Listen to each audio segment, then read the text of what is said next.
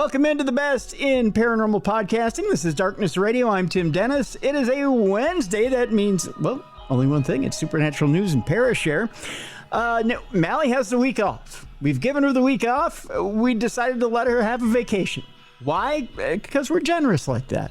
And everybody needs a vacation. Everybody needs a little time away just for the day. I don't know who said it. I think it was Toto or REO Speedwagon or somebody. So with that in mind, we need a co-host. So I did the thing that most of you have been calling for. I shouldn't say most of you. There's a lot of you out there. A small cabal of you got together and started screaming on social media and said, bring him back, bring him back. And I was like, who's him? And they said, that guy. And I was like, oh, yeah, that guy. So ladies and gentlemen, here he is, deep from within some sort of, I think, I don't know, it's either a bunker or it's a cabin where small animals are filleted and hung from the walls. Ladies and gentlemen, here he is. He was afraid I'd never bring him back again. Travis Thorpe. Travis, how are you? I'm doing great. Thank you to my small cabal of people forcing his arm into bringing this great and glorious beard back to all of you wonderful listeners. Well, Combat Rev, give him some forehead smoochies. Yes, a little bit of forehead smoochies to all my little sweet baby angels out there. Mwah, mwah. There you go. Tim, you're more of like a 6 head right now. So I am. I'll give you 2 more. Mwah, mwah. Thank you. I'm more of an 8 head. You might have to. You might be there a while. Big show today. Lots of stuff going on. First of all, let's address the elephant in the room. It's a huge elephant in the room. There's a huge story in the paranormal that kind of irks me. And this is why it irks me, Travis. Let's get right to it, right down to it. And then we'll get down to having some fun today. The death of Dan Rivera of Nesper, who was touring with the Annabelle Haunted Doll. Okay, there's too many people online going, maybe the doll did it. Come on, people. Okay, come on. I mean, no, don't. But I'm not saying it didn't. I'm just saying there's some interesting circumstances. So, such as what? Let's go back and forth here for a second. Such as what? Wasn't there like a fire at one of the residences that it went on the tour with? Like, not even days after it left, and it burned down the house. What fire? There was a fire. Where?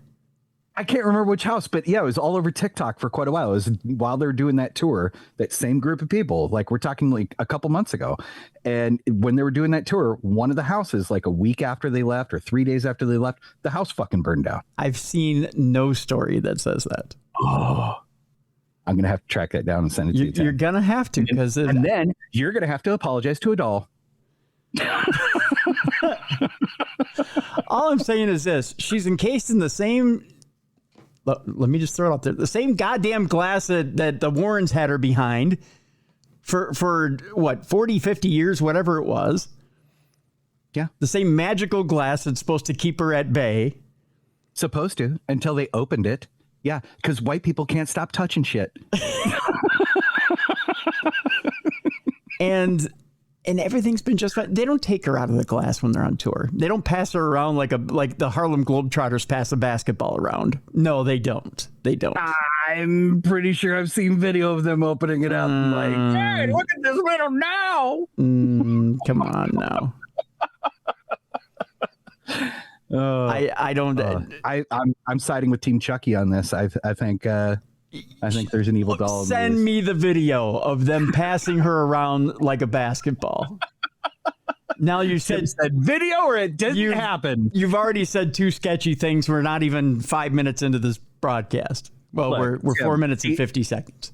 The only way that doll would just be invisible to any magical powers is if you covered it in the Epstein files.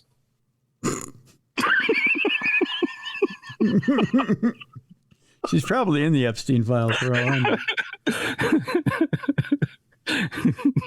Doing some shady shit. I know for a fact, anybody worth their salt keeps haunted dolls in whatever protective case it comes in, even if it's a Barbie shell. I don't know, but it's even if it's the goddamn Barbie box. So see, I'm see, you got me hyped up here, bro. Even if it's the box, even if whatever box it came in, if it's a Raggedy Ann box or whatever it came in, it's supposed to hold back its magical powers, or in this case, whatever Ed and Lorraine said was supposed to keep it at bay. That's what it's in. It's in that little glass curio cabinet coffin from hell, or whatever it is that they tour in. And I can't believe they're being that irresponsible that they're taking that thing out. I really don't. Yeah, they were saying that, a plantation in New Orleans that caught fire right after the visit. Which plantation? It started with an N. Let me see. Trying to look it up. I'm trying to be like your real live. No, go ahead. Keep looking. Away? Keep looking. Yeah. I'll talk while you look. Not away plantation fire. Notto way. Okay, I'm going to look up something real quick while you do that too, because Nesper's been on this tour now with the Annabelle doll, and as you guys know, they didn't call off the tour after Dan passed away. They've continued the Annabelle tour. In fact, I'm going to look up Nesper real quick, and also when you put in Nesper in Google, Nespresso comes up, so I'm glad they get the first nod. But they're on the tour right now with Annabelle, and as I pull up,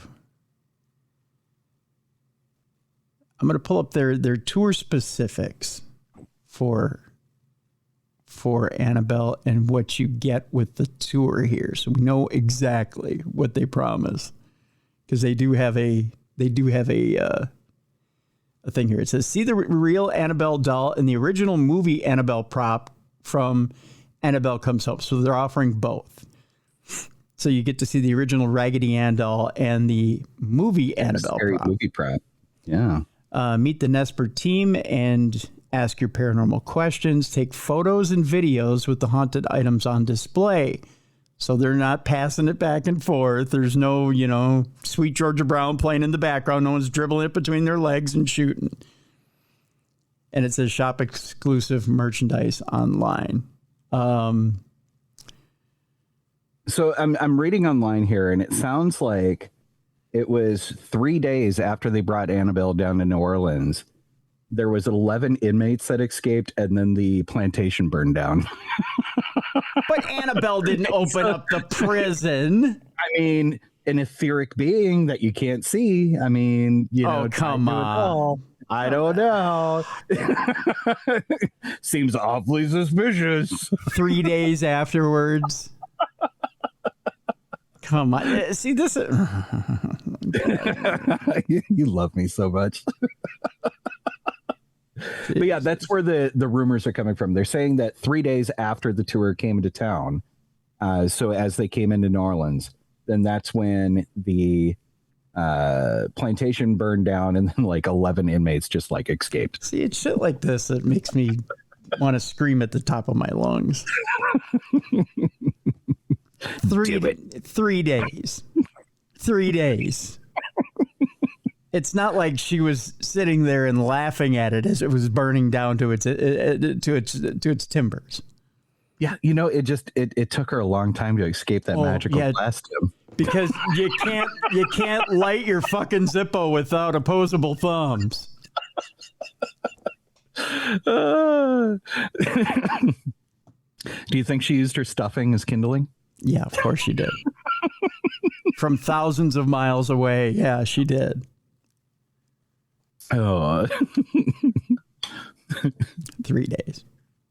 I thought time and space didn't have any effect on ghosts, Tim. That's a real big stretch there, Trav. 3 days. Let me quote Amy Bruni for you real quick. And that and Jason Hawes, both of them, and that they've never, ever, ever, ever seen a haunted item, much less a haunted doll, kill a person. Never happened. Ever. And they've worked with a lot of them, including the world famous Robert the Doll. I myself have been in the company of 3 of them, of the most famous haunted dolls, still here. And I've had a lot of health problems. Well, it's weird because, like, I went to the VA and he had a haunted little puppet too, and he was telling me that I needed to get my prostate checked, but both of his hands were on my shoulders. Oh, and it was really weird. Did the puppet have any doll? Yeah, he told me it was a haunted doll. Did he have any hands or opposable thumbs? Or did it just feel like it was a blown up latex glove with a face drawn on it? So I mean, technically, yeah, opposable thumbs. Did it feel like maybe just one of those fingers or thumbs was doing the exam? Just saying. Oh.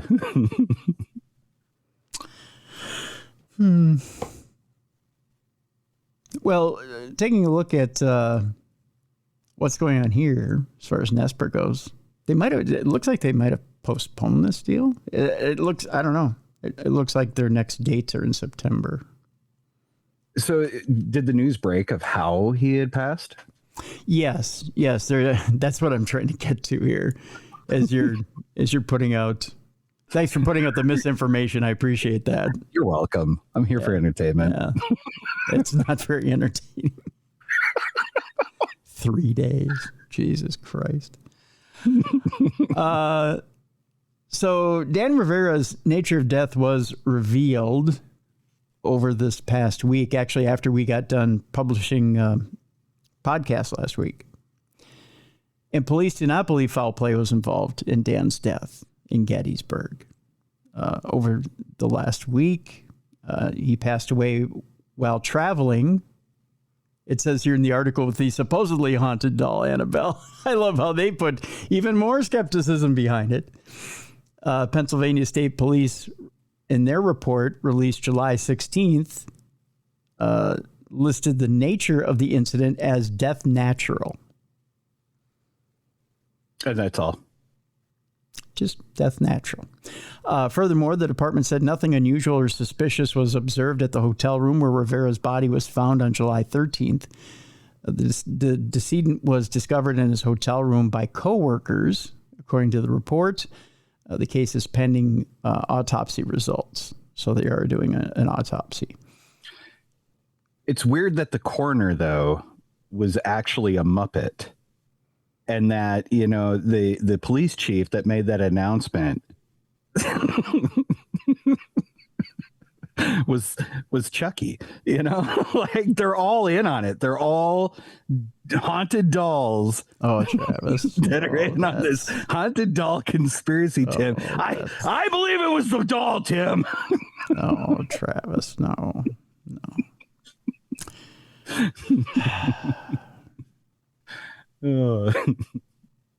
By the way, Jason Hawes also does not believe emerging conspiracies that Rivera's death is somehow linked to Annabelle, whose spooky backstory serves as the inspiration behind the Conjuring movies, which obviously Travis has seen all of them. 2 of them. Recently, the world lost a good man, Hawes wrote in his July 16th Facebook post. Dan Rivera was an Army veteran, a father of 4, a husband, and someone who truly cared a lot about people. What's even harder to see right now are posts blaming his death on things like the Annabelle doll. He said likewise, ghostly images of Gettysburg manager Christine Rowand brushing off speculation that Rivera's death is related to the allegedly haunted Raggedy Ann toy, telling Inside Edition on a July 17th interview, there's a logical reason for this. Dan has handled this doll for decades. Why now? Could it not just be natural causes? So Christina coming forward and saying, of course, why now? You know, it doesn't make any sense. Rivera had been with Nesper for more than 10 years when he died. According to the organization, he was a constant presence for co-founder Lorraine Warren, who first investigated Annabelle with her demonologist husband, Ed Warren, in the late 60s and early 70s before her death in 2019. Yeah, folks, there's just nothing to this. It's a nothing burger. So I'm sure when they do a full autopsy, you'll see that there's some concrete reasons behind Dan's passing away. So let's just all take a collective breath and let it out. It's okay. I'm biting my tongue to say that Elmo was the. I was going to say we have another doll that's stirring up trouble we need to be more worried about later in the show.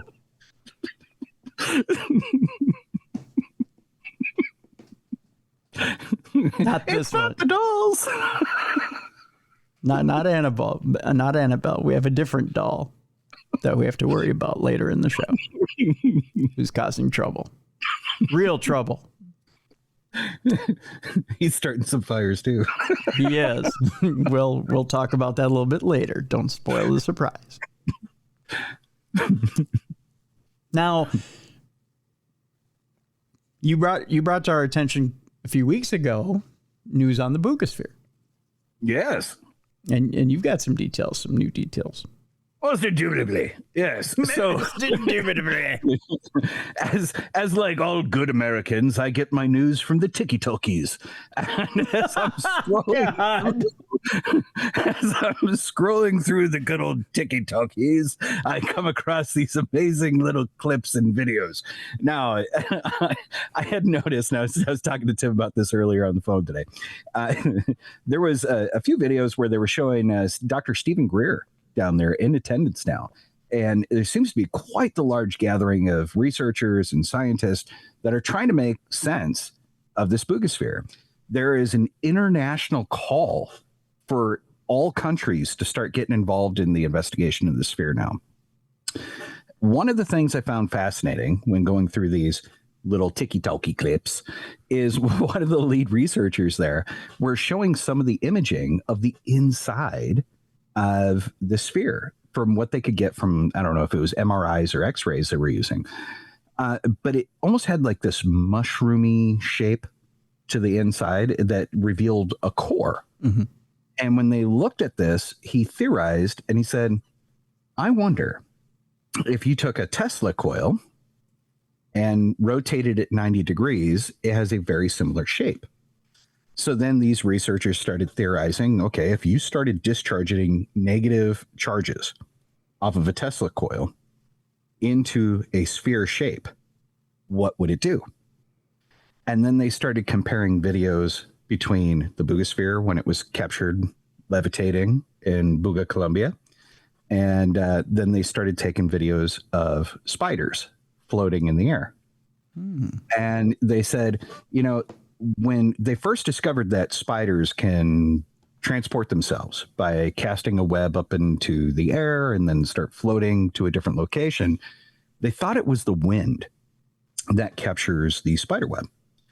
But under more scrutiny and more research, they discovered that when the spider is grounded to an object such as a tree branch and then shoot the web off into the air, it's not the wind that catches it and lets the spider fly. It's the negative charge on the spider web while it's surrounded by all the positive charges in the atmosphere. And it creates a form of levitation. And the spider literally levitates by shooting webs out of its butt, grounded. So they theorized that inside of this sphere, if it has a Tesla coil discharging negative charges all inside the sphere and there's really nowhere for it to go, but it's just kind of going around, then it's interacting the same way as a spider does, creating this levitation, which then they said, well, this makes sense that when it hit that voltage line, it dissipated that charge and that's what shut it down. It didn't kill the object. Yeah. Which is why it's still giving all these readings. Interesting. Huh. Yeah. So, but nothing yet as far as what they believe the origin is, though, right? No, it's still quite up in the air in speculation land. I imagine the Warrens would probably put it behind glass.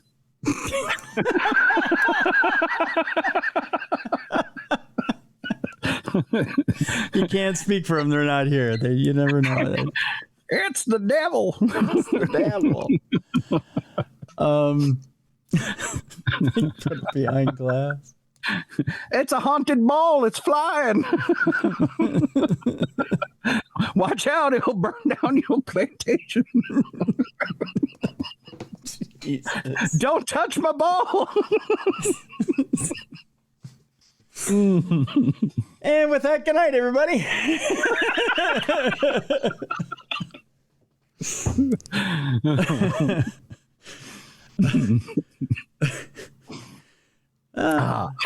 Yeah.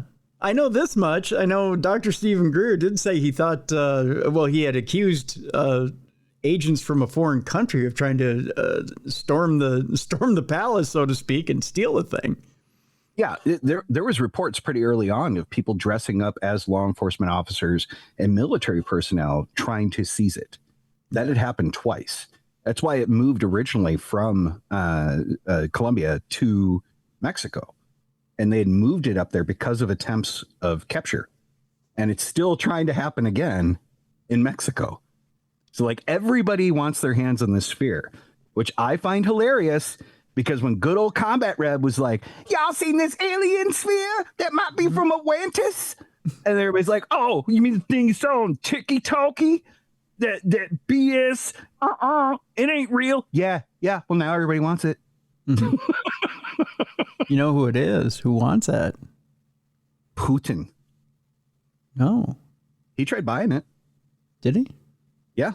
On the first week, he tried buying it. Huh. I think. Yeah, who else? I think it's Nesper. They want to put it behind glass and take it on tour. See, the joke comes all the way around.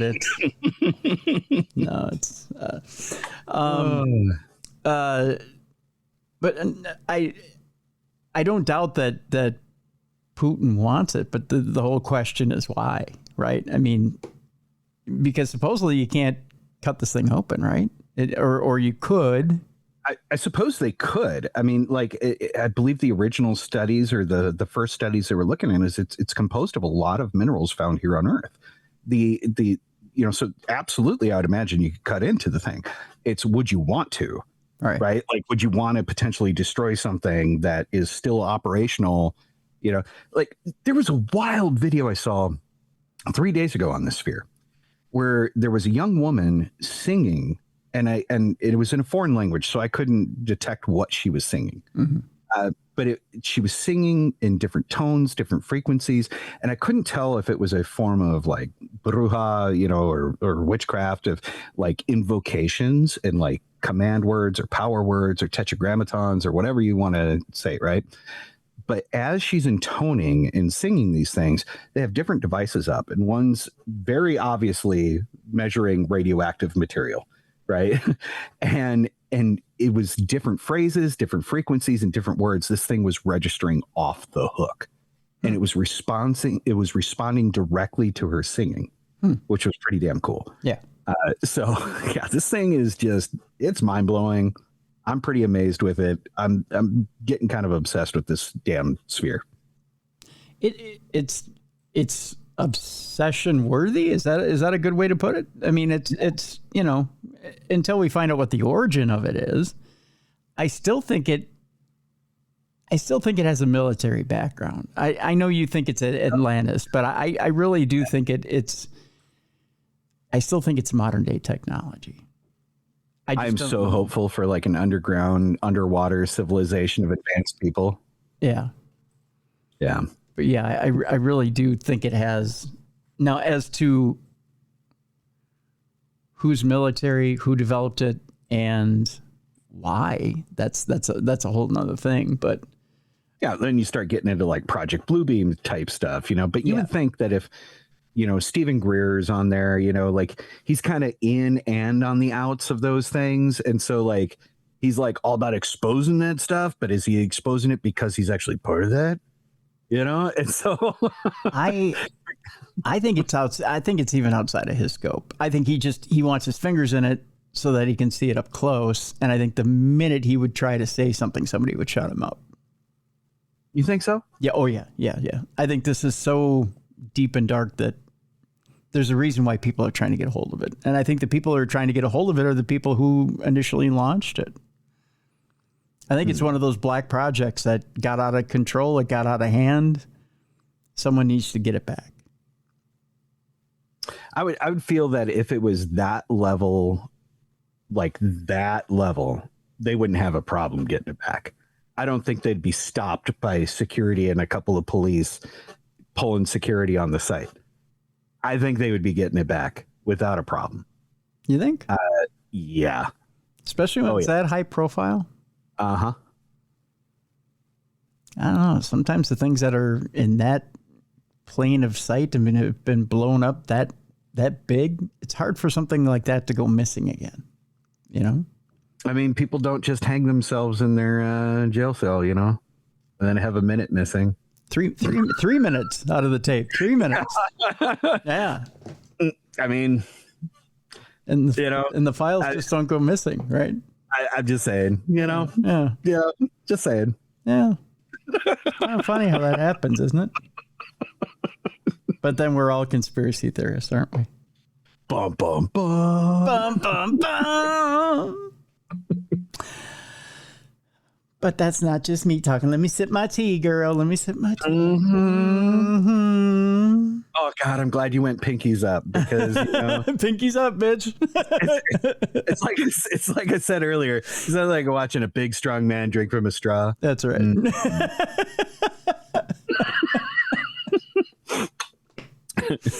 That's right. Speaking of Black Ops, there's a little area out there in the desert called Area 51. Mm-hmm. And some former Area 51 workers now claim that colleagues are getting killed by an invisible enemy.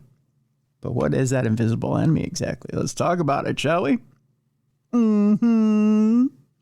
Mm-hmm. U.S. Air Force veterans have claimed that they were unknowingly exposed to radiation while working at the facility. According to the group, hundreds of workers who were once stationed at the Nevada Test and Training Range, a highly restricted region of the desert, which is also home to the secretive Area 51 facility, have since died of serious illnesses caused by exposure to high levels of radiation. Nuclear testing during the 1970s is thought to be primarily responsible. Despite the risk, a 1975 report from the U.S. Energy and Research and Development Administration allegedly concluded that it would be against the national interest to put a stop to the work being conducted at the site. Compounding the frustration of those impacted by radiation exposure at the site, the U.S. Department of Veteran Affairs is reportedly declining to provide medical coverage. There's a shock. This is, they say, because, if you're ready for this, owing to the classified nature of the operations conducted there, all relevant official records remain restricted and sufficient evidence of exposure cannot be provided. AKA not service connected. Yep. Oh man, not a surprise at all. Oh, it's my favorite argument. Every time my friends are like, "We need universal health care and government run health care," and I'm like, "We already have it. It's called the VA, and they do a great job."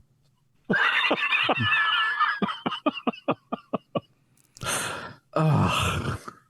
David Crete, who's a former Air Force sergeant who worked at the site in the 1980s, maintains that over 490 of his colleagues have since died and that he too is suffering from various health complications. Even today, much of what these men did at the site remains classified.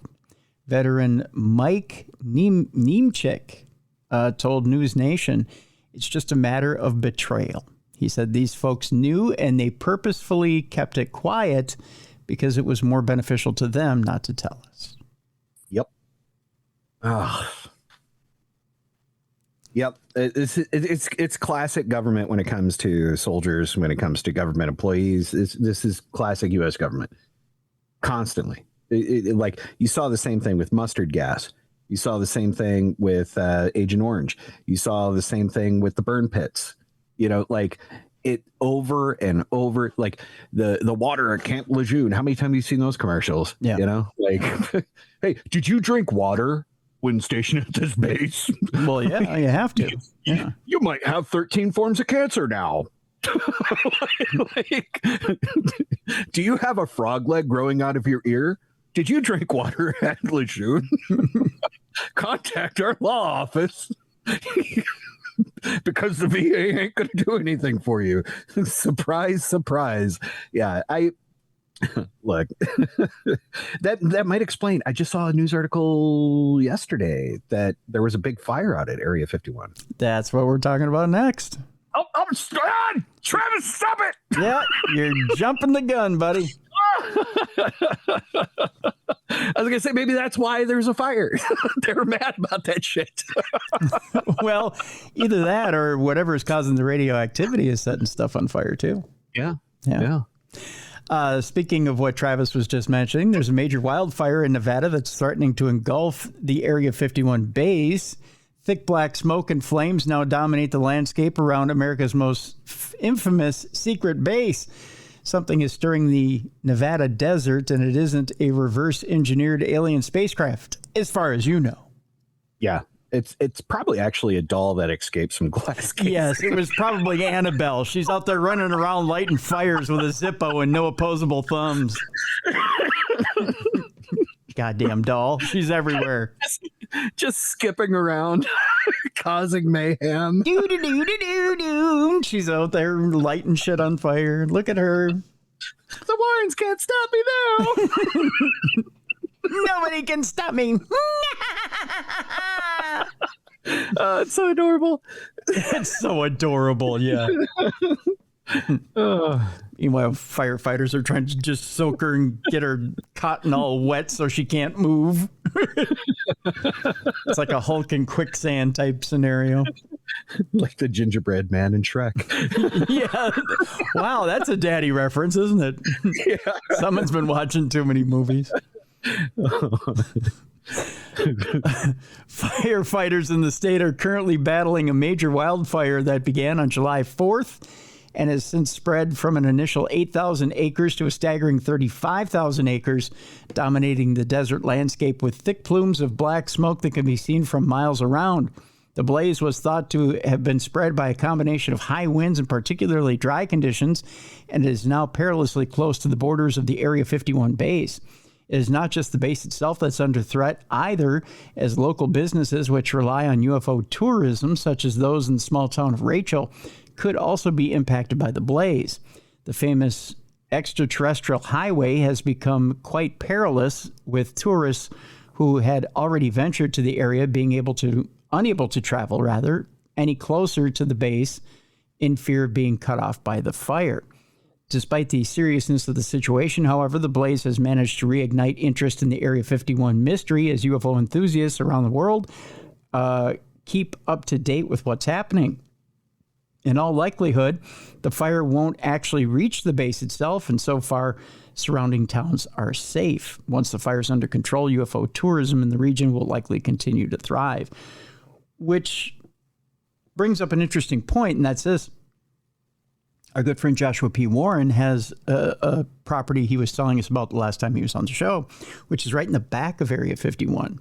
And he had bought that property recently, and he'd been conducting experiments out there of a, we'll just say a time travel type nature, which I wonder, one, if they've caught onto it yet, and two, if he's in any immediate danger.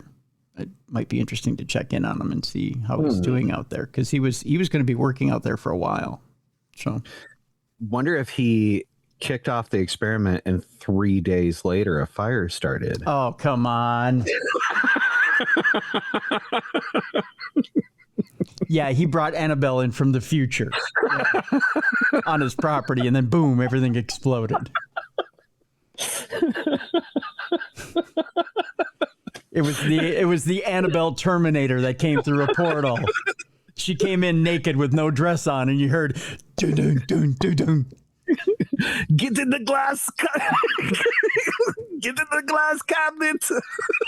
It's the only way out. I'm going to save your life. Joshua P. Warren, follow me if you want to leave.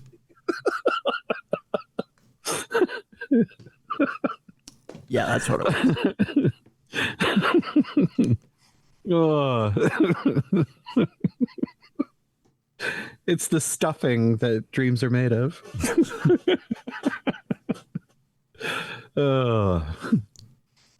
See, your theories don't even work in that scenario, does it? You know, I mean, like when we're talking time travel and everything else, I mean, why not?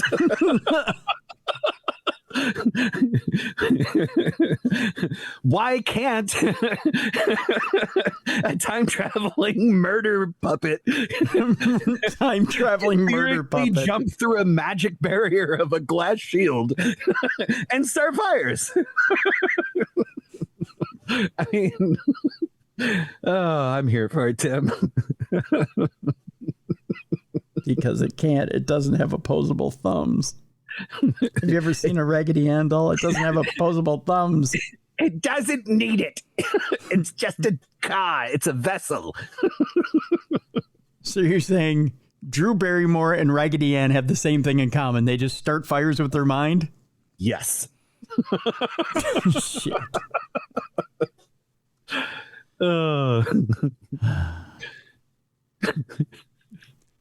This shows. Well, I mean, if you think about it, Tim, right? How many paranormal investigations have you done where you've seen legitimate paranormal activity? I've done a few where I've seen legitimate paranormal activity. Mm-hmm. Yeah. Right. Right. And where without the presence of a physical being, things were manipulated and moved. And not a single opposable thumb was present. You know, riddle me that, Batman. You know what movie comes out this next week? What's that? The Fantastic Four: First Steps. Do you want to know one of the main heroes? Are you familiar with the Fantastic Four? It's vaguely. Okay. Like, I mean, I got to go way back to like 8 years old. Okay. But yeah. But one of the main heroes, Reed Richards, Mr. Fantastic. What's his main power? Wasn't he like super stretchy? Yes, and that's what you're being right now. Yeah, but Annabelle is the Human Torch, so oh, come on.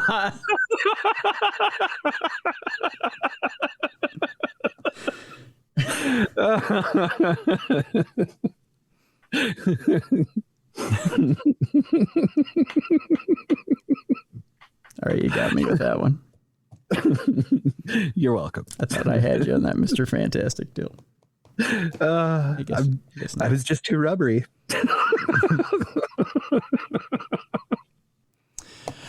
All right, on to the next story, because we've been going for 38 minutes and it feels like 2 hours right now. I'm just kidding. I'm kidding. Avi Loeb's in the news. He says the latest interstellar visitor may be evidence of intelligence. I would beg to differ. We have a whole lot of people on this planet, and there's no evidence of intelligence with half the world. Agreed. Yeah. So I don't know why. I don't know why visitors would tell you that there's intelligence in the universe. The space rock, he argues, this space rock is extremely unlikely to have, or the space rock. There's a space rock, evidently. A space rock? A space rock. There's a lot of rocks in space. Yeah, but there's a space rock, I guess, that has arrived here. Or interesting. I don't know. Let's read the story. I'm confused. The space rock, he argues, is extremely unlikely to have arrived in our solar system through nothing but chance. He's talking about the space rock that's dubbed 3 Atlas, not Atlantis, or 3 Atlas. This mysterious cosmic interloper was revealed on July 1st, following its discovery by the Asteroid Terrestrial Impact Last Alert System, or ATLAS. Yeah. A robotic astronomical survey which uses multiple telescopes to scan the night sky for small near-Earth objects.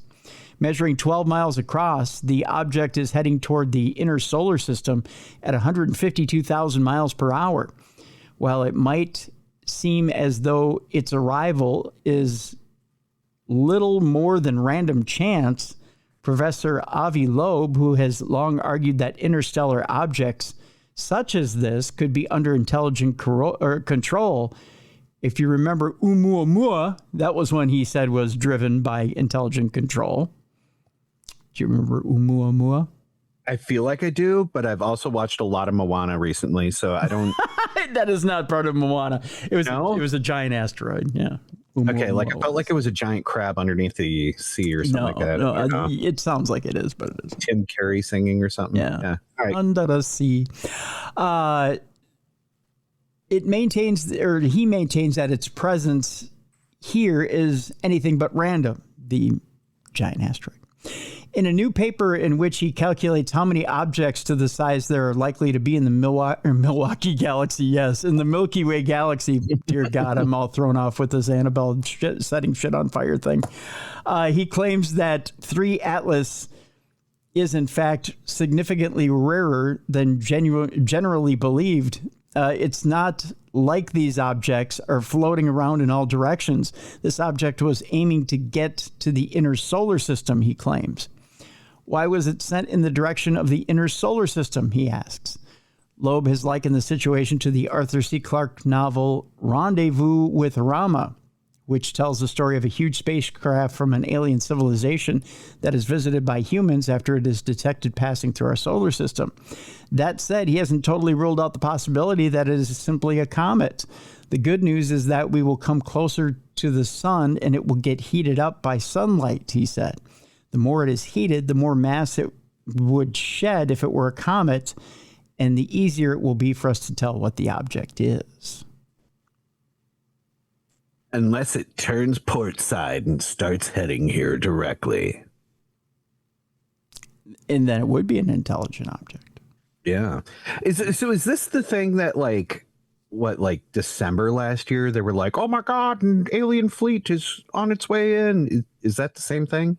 I don't think so. No? Okay. No. All right. No, I think this is different. I remember them tracking like a bunch of objects that seemed to have like pivot steered out of nowhere heading this way. And then like there was like no stories about it after. No, I think this is a singular object. Just one. But it doesn't... we have close brushes with different things all the time, right? I mean... Yeah. Oh, yeah, we do. Yeah. Yeah. Yeah.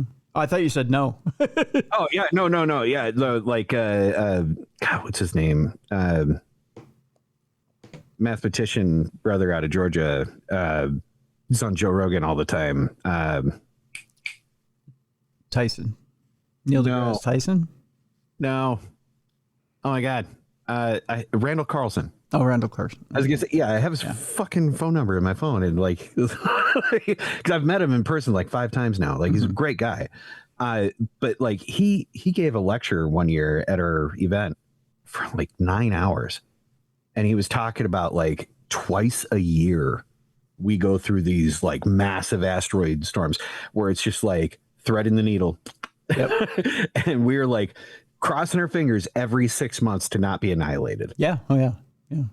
And that's why I have no shame anymore, and I don't care, because every 6 months we're probably gonna die. So like, who cares? Just live life, be happy, anarchy prevails. Anarchy prevails. Well, speaking of, there is one thing that there's one thing that's happening that anarchy is prevailing, I guess. And I'll tell you why it's happening. There's actually 2 stories here related. Our poles are flipping, as you know. Magnetic poles are flipping. I don't know if you know that. I know there was a lot of doomsday preppers planning about that from all those shows that I watched religiously. Well, it's an actual scientific fact. The poles are flipping. Beautiful. Does that mean we're going to have like warm winters finally? I think so. Yeah. That would be awesome. We can look forward to summer and winter and summer. Dude, Minnesota becomes the new Florida. That would be so cool. I know, wouldn't it? That means we're going to have penguins and polar bears. Prime real estate. I love it. Yeah.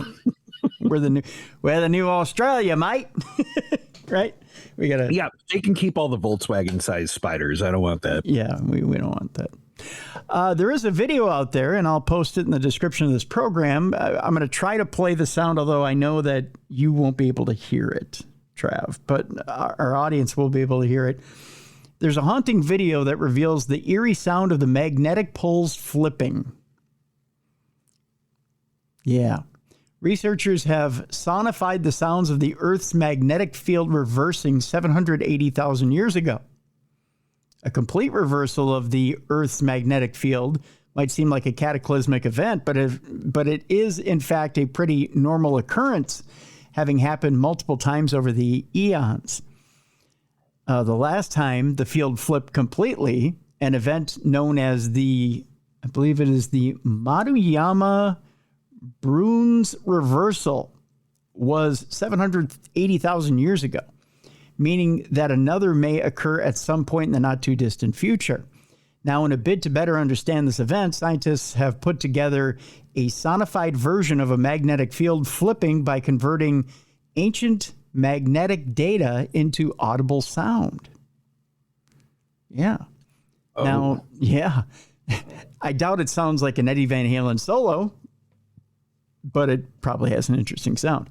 To begin with, geophysicists Sonia Panovska and Ahmed Nasser Magoob from the Helmholtz Center for Geosciences created a model of the Earth's magnetic field as it was flipping using data obtained from drill core samples around the world. This was then visualized and turned into audio by Klaus Nielsen and Maximilian Artus Schoner. Sounds like a great composer. I'm still stuck on Magoob. Well, I don't think you could pick his last name. Yeah, I'm like, that is such a cool ass name. Yeah. Magoob. Oh, Magoob, you've done it again. The resulting audio is haunting, to say the least. It's an eerie cacophony of music that provides a way to perceive the changes taking place during such an event in the form of audible sound. I'm going to hit play on this, and I bet you there's an ad. You want to bet? I hope so. Let's see. I'm just betting. So let's see. Let's see if there's an ad first.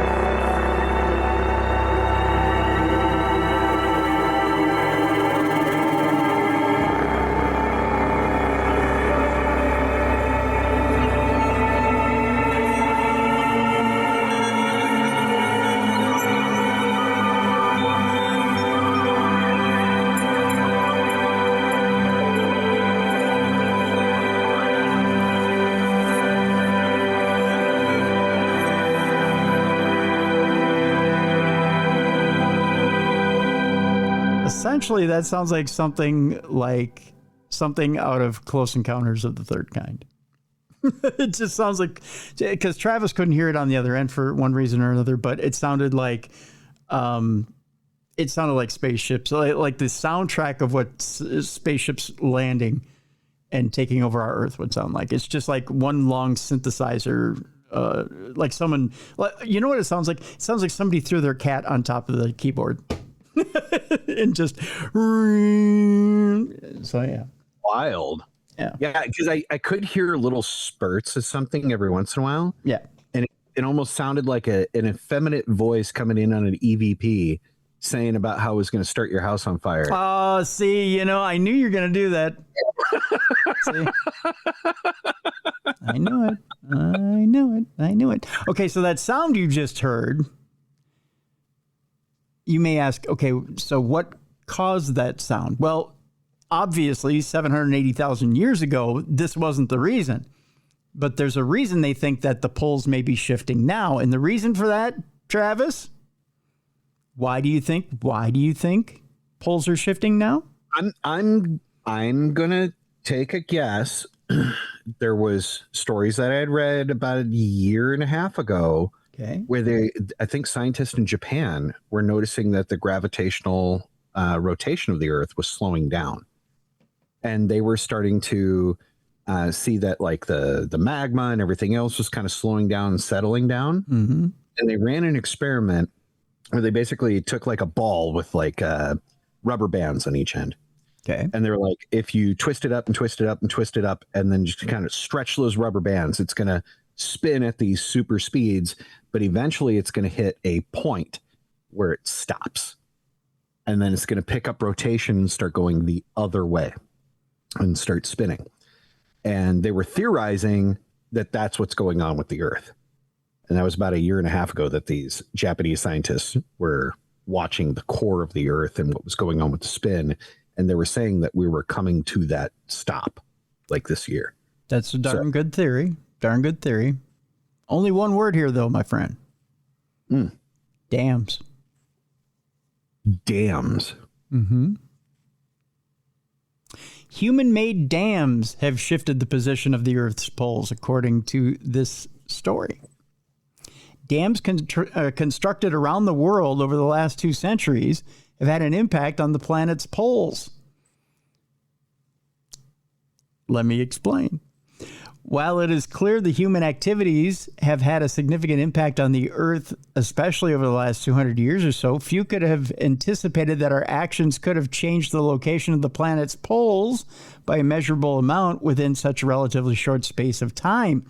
Sure enough, new research has revealed that the construction of these huge structures around the world has shifted the position of the Earth's poles by over 1 meter. The same activity has also caused global sea levels to drop by around 0.83 inches. The reason this has happened is because dams, which hold back enormous amounts of water, effectively redistribute some of the mass of the Earth's surface, causing a slight wobble in the outermost layer of rock. This results in the poles passing through different surface locations, a phenomenon known as true polar wander, which, by the way, is my name my new album, True Polar Wander. That's a good one. I like it. I like it a lot. Natasha Valenchik, who is a Harvard University graduate student, why we're taking her word, I don't know, says as we trap... I'm not. You're not? She says as we trap water behind dams, not only does it remove water from the oceans, thus leading to a global sea level fall, it also redistributes mass around the world. While these effects don't seem particularly significant, the change in sea level due to the construction of dams is an important factor to consider when calculating potential future sea level rise. Depending on where you place dams and reservoirs, the geometry of sea level rise will change, said Valenchik. That's another factor we need to consider because these changes can be quite large and significant. I say this is not the opinion of Darkness Radio or Tim Dennis. I say she's a damn fool. Wow. Look, how in the hell does a dam from one river or giant lake have any effect on the ocean? On the ocean, right? Like what she's saying is ridiculous. And if that be the case, then wouldn't beavers have thrown off shit like forever ago? Because that's all those little furry creatures do is build dams, you know? So I'm going to say no. I disagree. I think it's a doll.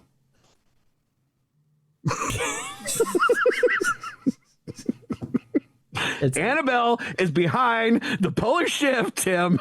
It's Annabelle that's behind the polar shift. Of course, she traveled around the United States and built dams. She's a terrifying creature, Tim.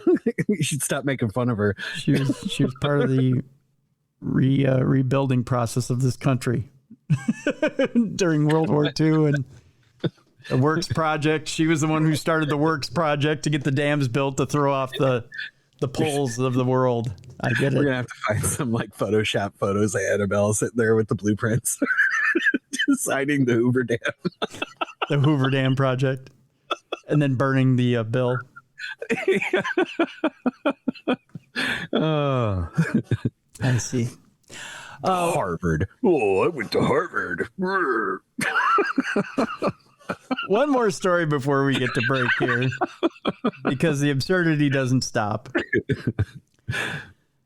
There's a study out there that claims that airports may be revealing Earth to aliens. Well, of course, because there's a damn good Sky Club in most airports. Yeah. I got to think the aliens are showing up for the free liquor. Well, yeah. Yeah. I mean, you know, when you come that far, you got frequent flyer miles. There you go. Story solved. You're welcome.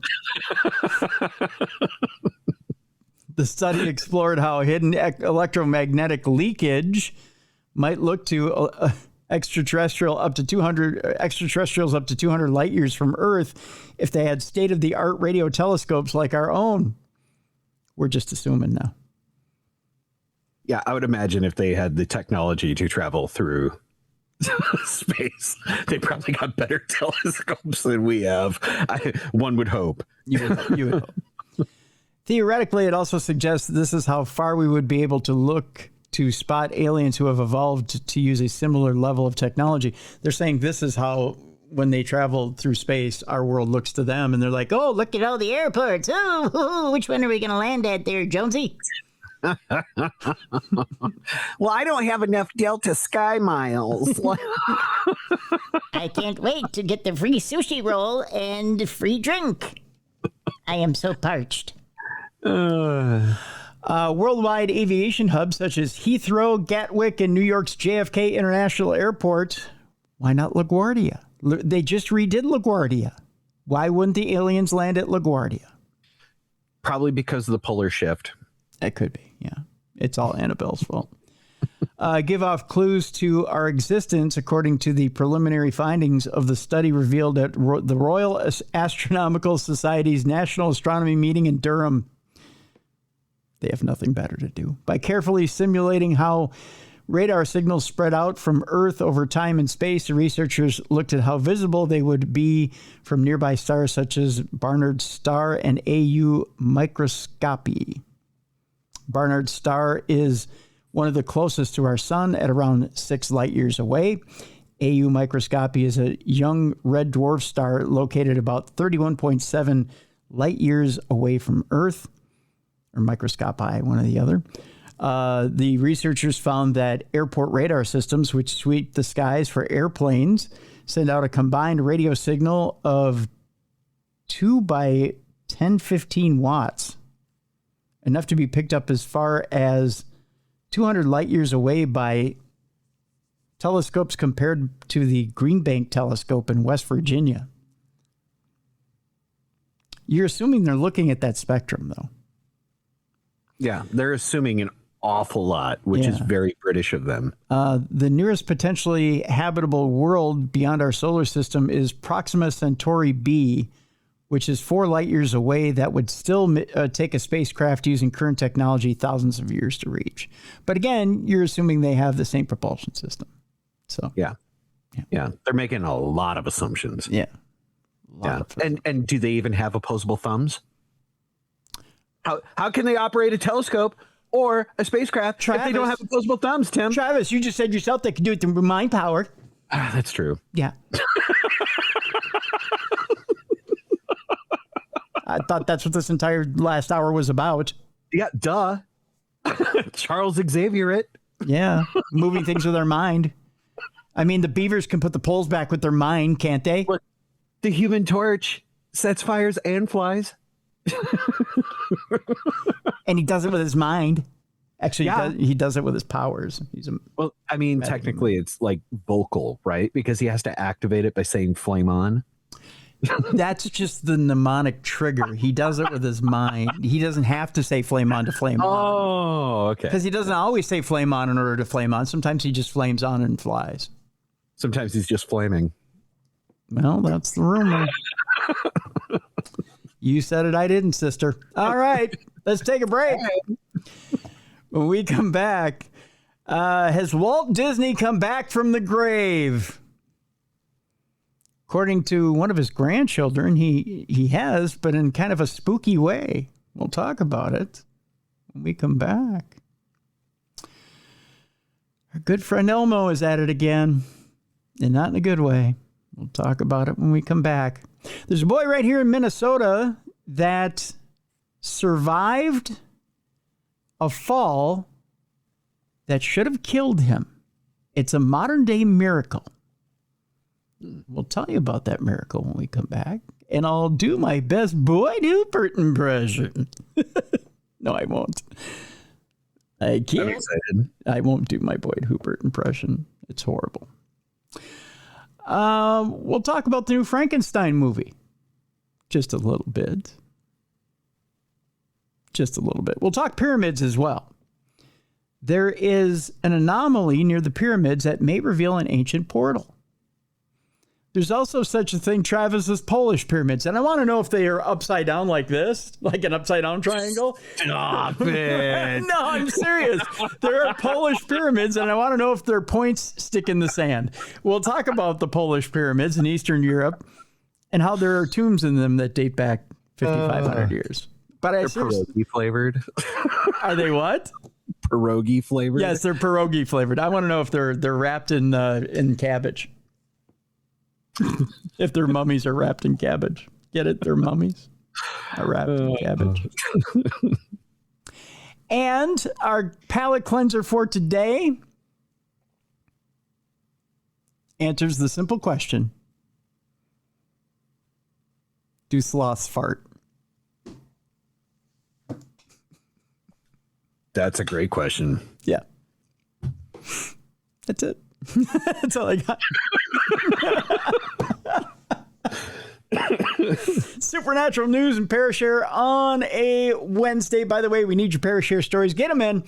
Tim@darknessradio.com. That is the easiest way to do it. Just type out your story in an email form. Send it to me that way. Or if you want to send me a voice note, you just go to darknessradioshow.com. Click on that blue button on the right-hand side. You have 2 minutes to send me a voice note. If you need more time than that, click, rinse, repeat, and then I'll stitch it together. You got 4 minutes. Do it again, you got 6 minutes, and so on and so on and so on. And we'll air that. I'll review it here. We'll air it on the show after I review it. So that's it. When we come back, Walt Disney back from the dead. Elmo's a very bad boy. Do sloths fart? If you don't come back for that, I got nothing for you. We'll see you on the other side of the break right here on the best in paranormal podcasting. This is Darkness Radio.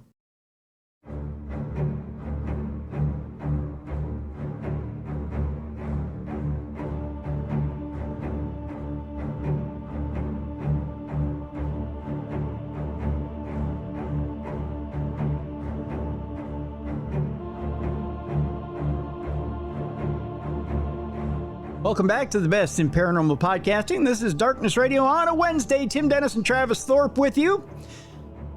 Travis. Forehead smoochies, bro. Aw, look at you. Combat Rev giving you forehead smoochies on a Wednesday.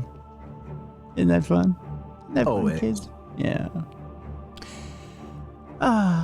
You know what? We'll just jump right into it today. It's normally we have a little bit of a preamble at this point in the program. As my story tried to start there on you guys, you might have heard it, you might not have heard it. We normally have a little preamble after we come back from the break, a little, how's life, how you doing, blah, blah, blah. We're just going to jump into it because, by gosh, we got a little exciting little AI segment here, AI news segment. Scary. Because we got a couple of exciting stories on the AI front. By the way, our audience they're either growing in paranoia with me or they just love to see me get upset about this stuff. I can't tell which it is. Probably both. Yeah. I mean, yeah. I love seeing you squirm a little bit too, but I do that out of love. Oh, thank you. I appreciate that. Are you ready for this? Are you ready for this first one? Here we go. I'm gonna go ahead and hit the music. Here we go. Okay, you ready for this? This first one is an audio daily double. And I'm just gonna go ahead And to get this one started, here we go. Oh, if I can get it started. Hold on a minute here. Opening. Here we go. There's really no secret about our approach. We keep moving forward, opening up new doors, doing new things, because we're curious. The path of new technology is what made this possible. You're looking at Walt Disney reborn as an audio animatronic, a project 7 years in the making. The company says it's the most lifelike and fluid figure they've ever made.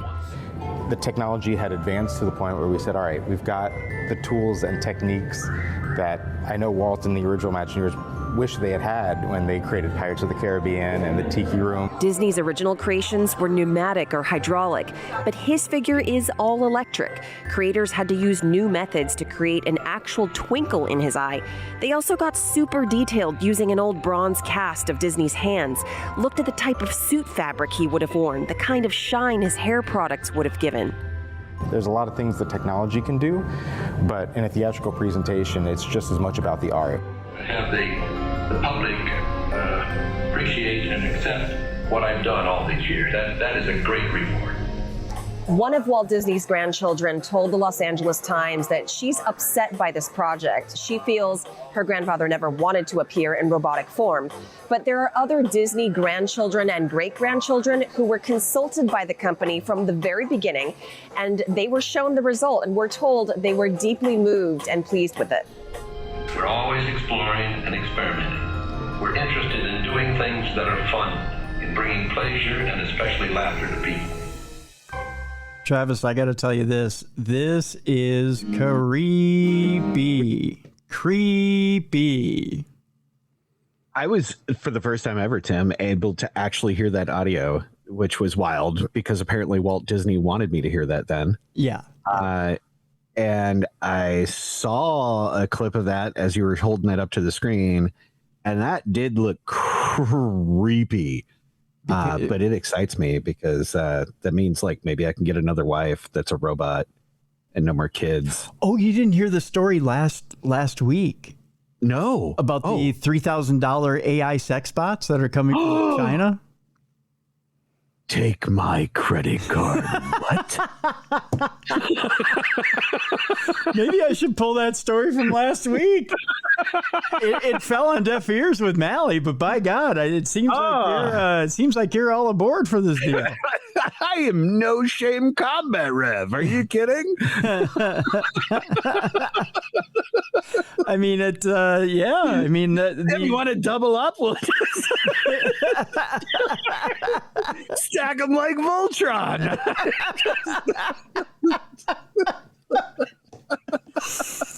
Yeah, Mally, you're no fun. You're no fun. Oh man, yeah, that Walt Disney though. That dude, he looked creepy in that, didn't he? Like that shit of nightmares. Are you kidding? And did you see how fluid the diodes were? Yeah, dude, that was pretty cool though. Like I'm not gonna lie, very impressed. Yeah, but the way his face looked, it almost looked like a demon mask, weird, like strange early 80s horror flick. Mm-hmm. Like I don't know. Like I firmly believe Walt himself, he was all about just like capture the imagination, have fun, be wild. Let's think outside the box. Like this is within his scope. Like I truly believe he would have signed off on something like this. You think? Yeah, because they also did horror themed stuff there too, you know. So yeah, I think he would. However, though, I feel like if my kids would have seen that, they'd have nightmares for like 10 years. Oh yeah, yeah. You know, but I'd probably let it touch my butt. You know. You let Walt touch your butt. Little good game, you know. Well, you know, there's a reason why I'm tying this story and the next story together. Can you figure out what the tie is? No. Let me go ahead and I'm going to fire up some music here. I'll say, meanwhile, our old buddy Elmo's back.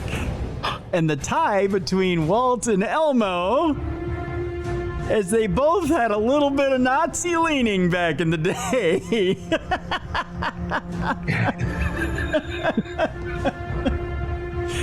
It turns out that Elmo finally apologized 36 hours after Jeffrey Epstein and all the Jews rant went out on X on Elmo's profile.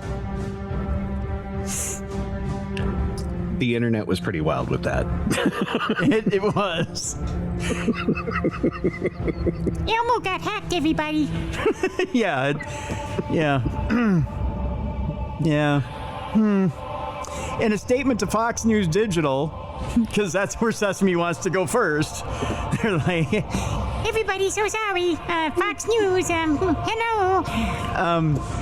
why Fox News first? Why did Sesame feel the need to kiss up? I mean, why not Morning Joe, MSNBC? You know, I feel it's it was probably in a plea for its life. Because if you saw the news, I think yesterday, they just voted to end all funding to NPR and PBS. But I saw that because, okay, you're talking to a guy who again, for years and years and years, worked for an offshoot or a Green Spring Trust, which was part of Minnesota Public Radio. And I worked I worked on Garrison Keillor's program, all right? Truth in Advertising. I worked in satellite operations for Minnesota Public Radio. So, but I can also tell you that public funding is only a small portion of their operating budget, of National Public Radio's operating budget, of public broadcasting's budget. So then they're not going anywhere.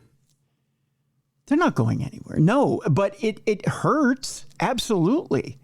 And are they going to need more money from donors? Absolutely. In order to deliver the type of programming that you want to see? Yeah.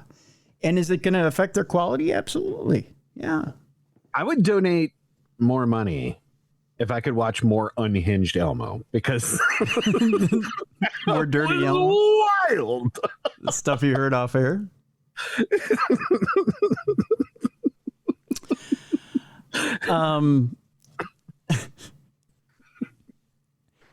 That's not for the kids, though. You know, no, not for the kids. But a little Elmo After Dark, if you could get that, would you pay $10 a month? Would our audience pay $10 a month to hear an Elmo After Dark podcast? I would pay $100 a month. How about put it this way? If we just called it E After Dark, would you pay for a E After Dark podcast? You can hit me up at tim@darknessradio.com. I would do an E After Dark podcast if you guys wanted to hear it on Patreon. I would donate the $10 a month. How many dollars a month? $10 a month. $1 a month. I just gotta say, the internet was doing its thing when he got wild. The memes were platinum level memeing. Now, some of you may not know what we're talking about. You may not be on X. You might have left the platform, or you may not pay attention to it. We'll tell you a little bit about it in a bit. But in a statement to Fox News Digital, Sesame Workshop, the nonprofit organization behind Sesame Street, confirmed the account had been hacked, and an actual apology finally followed. Now, Sesame Street legend and crack to your children Elmo finally apologized after going rogue on his social media account, the account which boasts over 640,000 followers. Elmo's pulling down numbers. It's just a smidge over mine. Just a smidge over mine too. First of all, for kids that barely know how to read and write, 640,000 followers? It's probably a lot of grown adults like us, that just have fond memories of Elmo, and just, it's like what do they call them, the Disney parent or Disney adults or whatever, that are like still obsessed with Disney and like go trips on Disney when they're like 30, 40, 50 years old. Yeah. I guess so. Yeah. Although I'm a 50-year-old. I don't have fond memories of Elmo. I have fond memories of my brother torturing me with Elmo, but that's how the whole Elmo voice began, you know. Really? I used to torture my brother with the voice because he was absolutely in love with Elmo, and I used to sit behind the couch and I used to call him out from the couch because he tortured me with Elmo's song all the time. I used to hear, "This is a song, la la la la, Elmo song," all the time, and I used to go, "Shut the fuck up, turn the thing off, la la la." And he'd look around looking for, and he'd go, "Elmo?" And he'd look around for him. I really hate that song.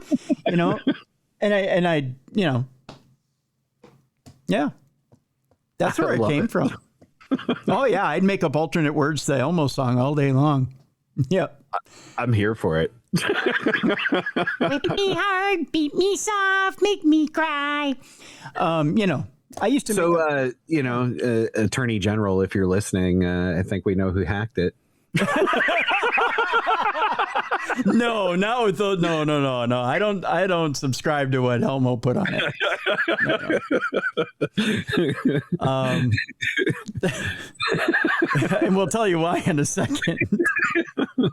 No, I'd come up with fun stuff if I were going to hack Elmo's account. I'm just saying. But Elmo was inundated with explicit posts, as Travis is alluding to, containing hateful slurs and conspiracy theories. We'll tell you what they are here in a brief second. I'm going to do them in the voice of Elmo. I'm going to give you the voice of Elmo to take the sting off of what was put in those hateful posts. I'm going to meditate and ground and center. And I'm going to get into character. La la la la la la la. Peas porridge hot, peas porridge cold. Peas all over my face, 9 days old. Here we go. Was that offensive? I'm sorry. I didn't mean to. No, Okay. I'm just waiting. I'm trying to not laugh All right. so they can hear you. In one disturbing post, it read, All Jews. well, another stated, see, it's hard to read that in Elmo's voice. It really is. It read, Release the files at real Donald Trump, child murderer.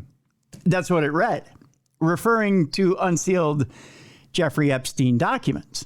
Perhaps the most shocking was a now deleted message that read, Elmo says all Jews should. you know, DIE.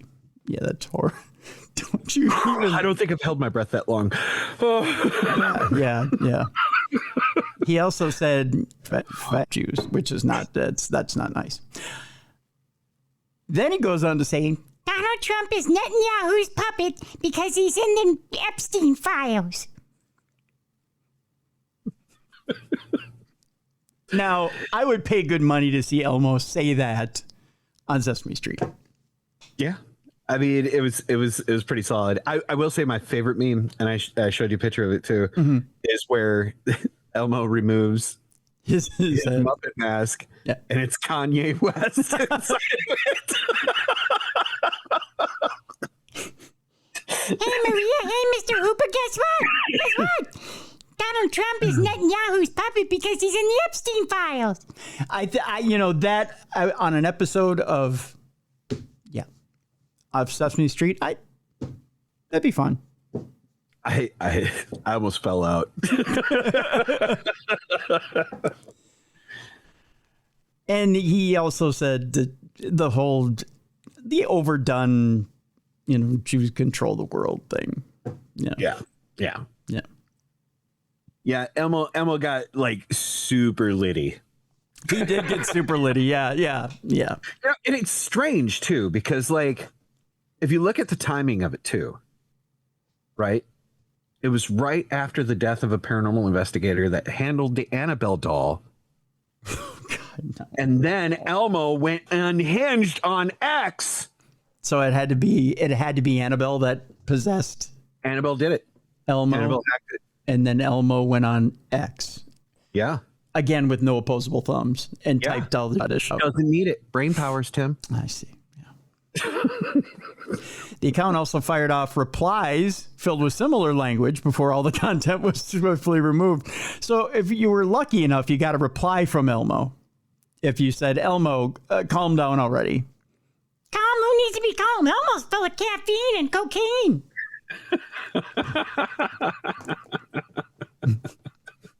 And dick pills. Elmo loves dick pills. Elmo's so hard right now, he's like cement. Big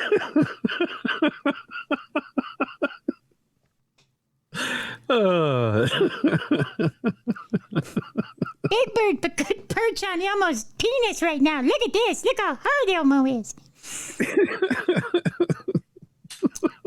Yeah. So, I mean, you got, depending on how you approached Elmo that day, you got certain replies from Elmo. Yeah. This article was brought to you by the letter E for Epstein.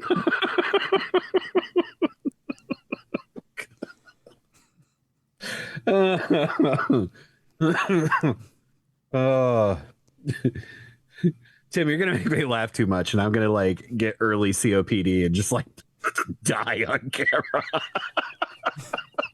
The Epstein files are like dividers of Sesame Street. There's nothing left in it. Oh man. All the good ideas were gone.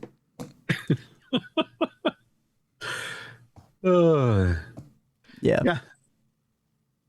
What a common theme, a common thread. So in a loose rogue dolls. In a statement to God. In a statement to Fox News Digital, Sesame Workshop, the nonprofit organization behind Sesame Street, after they unclenched, confirmed the account had been hacked, but no comment had come from the actual account.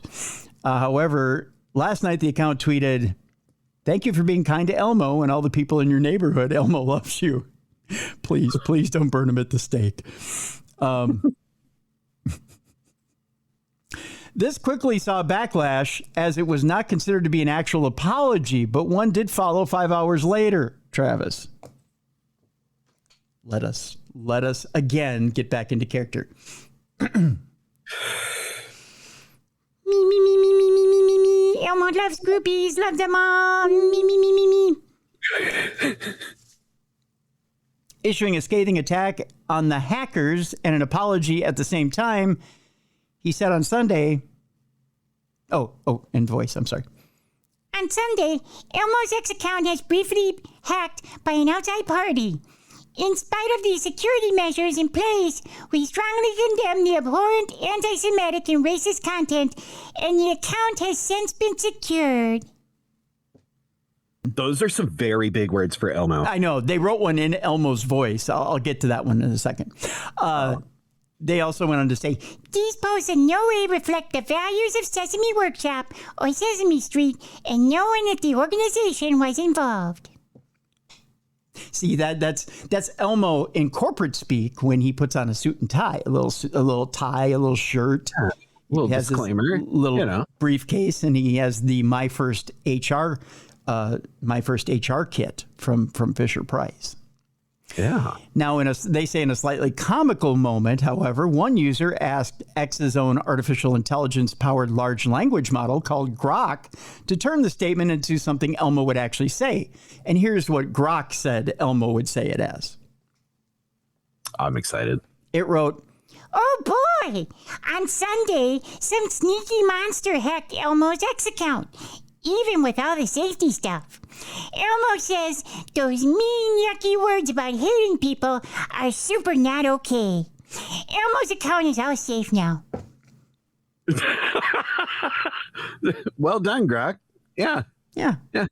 Didn't Grok go crazy too, like a week ago? Yeah, it had anti-Semitic stuff that went wrong. Yeah. I remember that. Yeah. The only line that Grok left out is, "Oh, and by the way, for you officer took over my account, yeah, here's a big middle monster finger for you. Yeah, how do you like this? Sit and spin, bitch." Yeah, so that's what Elmo had to say.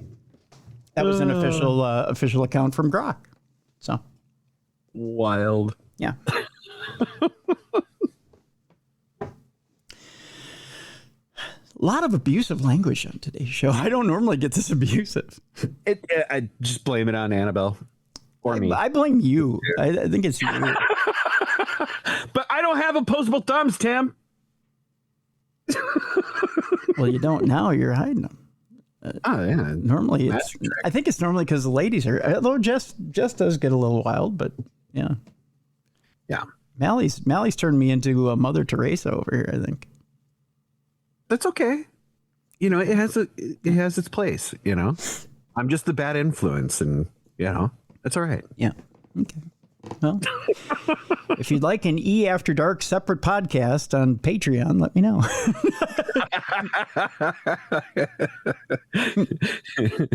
Subscribe to our Only Dads. Our Only Dads. That's right. Smoking weed.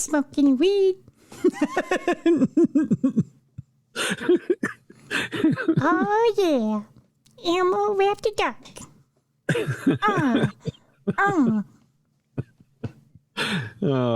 Although I will do it with a hand puppet on video.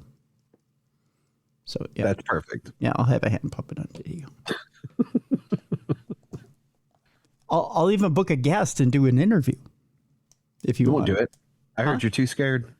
What? Do a video? Interview? I heard you're too scared to book a guest and interview them with an Elmo puppet. Oh no, I'll do it. You won't do it? I'll do a dirty interview. I'll interview porn stars. You won't do it? If I can book one. I heard you too scared to do it, Timmy. Oh, hell no. No, watch. People are like, oh, I'd pay $10. I pay $100 a month. Where's my credit card? This is my big break. Someone's going to take my idea before I even get it launched. Shut up and take my money. So, Elmo was just wondering, when you're on your knees that long, does it cause any major injuries? Does it hurt when somebody goes all the way up their forearm on you too? So Elmo has a small problem. The doctor says it's hemorrhoids. Yeah. Do you get fisted as much as Elmo does?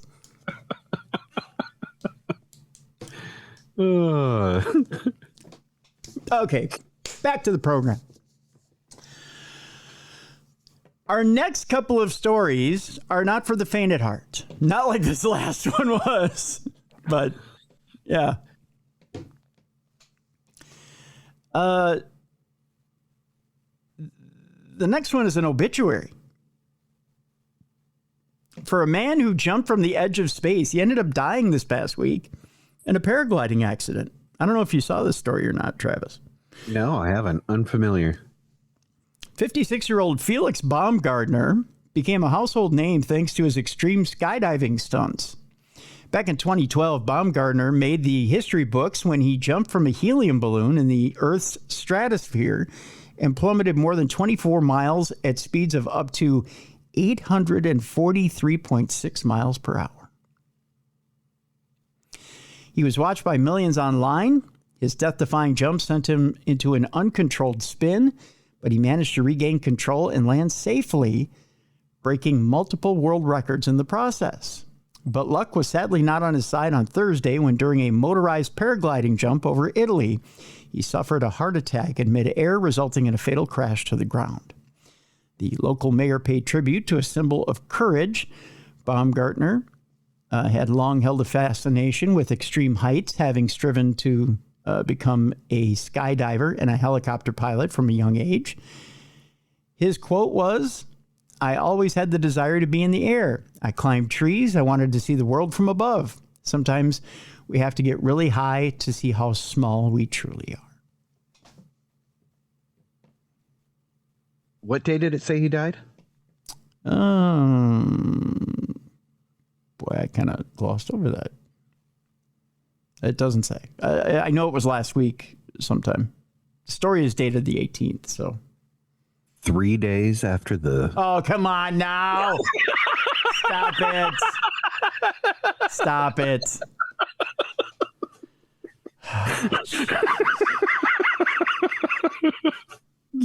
Stop. Annabelle's behind everything. You are so going to get torched online. I'm going to lose listeners because of you. This death brought to you by Red Bull. Oh, God, no. Wasn't he sponsored by Red Bull when he did that atmospheric jump? I don't know. I don't think so. I thought it had Red Bull all over it. You need help. All right. You got to be serious for this one story. Serious face. Yes. If you joke during this one, you're going to hell, my boy. I already am, but okay. We're going to Minnesota, where a boy survives a fall that sent an arrow through his brain. Doctors are calling it a miracle. The boy's name is Gus. He's 9 years old, and he fell face first on an arrow which penetrated his head and came within less than an inch of exiting his skull. A hospital here in Minnesota was left in disbelief after a 9-year-old boy survived an accidental fall that sent an arrow through his brain and nearly out the back of his skull. Abby Dieterding recently told the Minneapolis news station KARE that it's a miracle that the freak mishap did not kill her son, Gus. We're just thankful and very, very grateful at that, she said. As his parents recounted, Gus was helping his father, Dave, pack up the truck for a hunting trip in March when he slipped on the icy driveway outside their home in Alexandria, which is about 130 miles northwest of Minneapolis.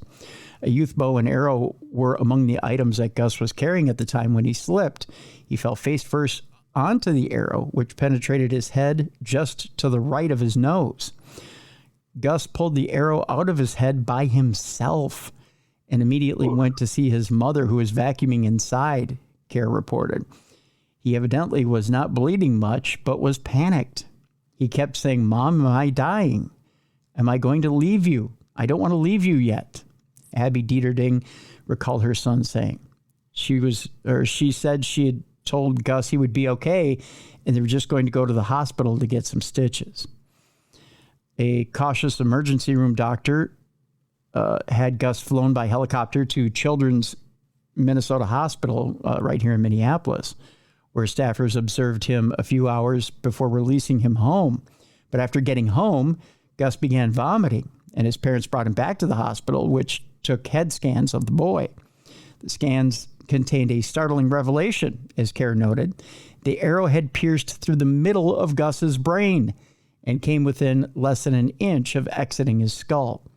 It literally took my breath away, and I felt sick to my stomach, Abby Dieterding told the outlet about what it felt like for her to see those scans. I couldn't believe it.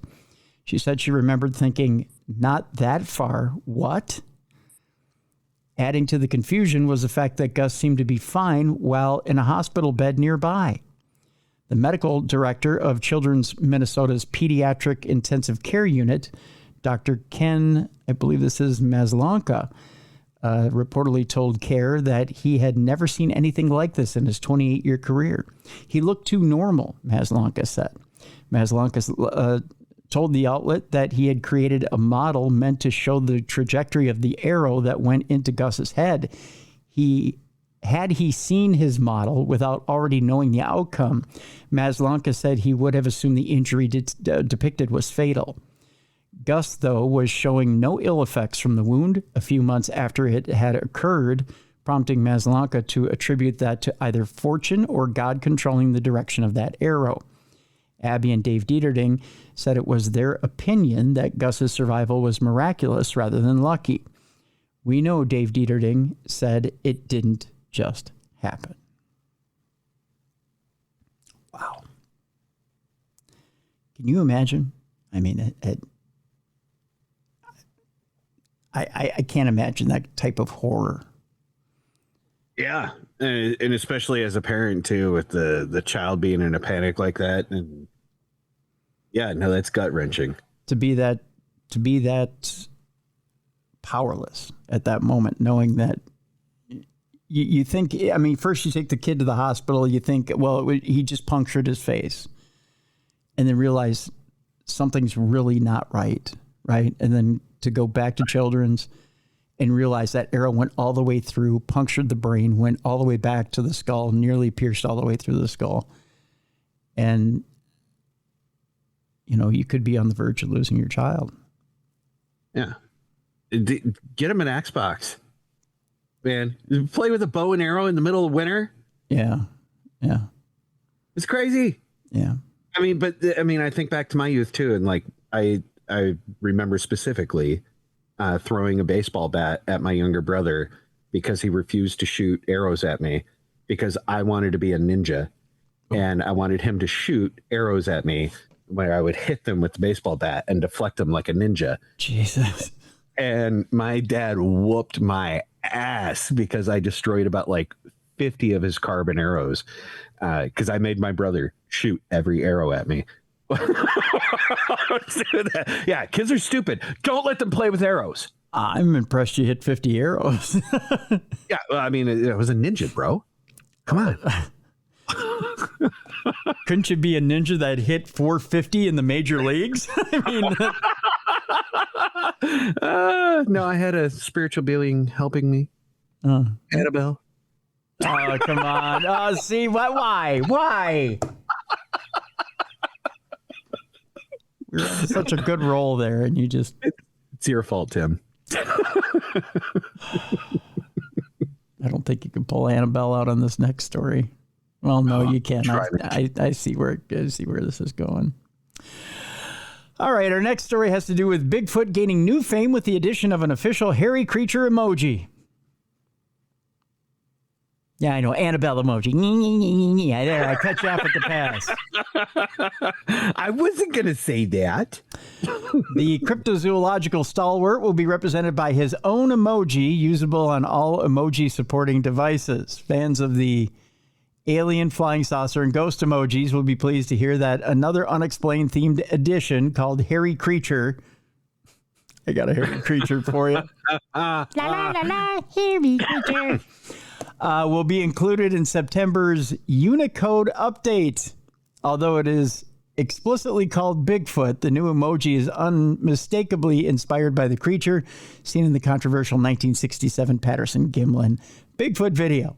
It's interesting that its creators have chosen a generic title like Hairy Creature, perhaps to best represent the various different Bigfoot-like creatures reported to exist around the world.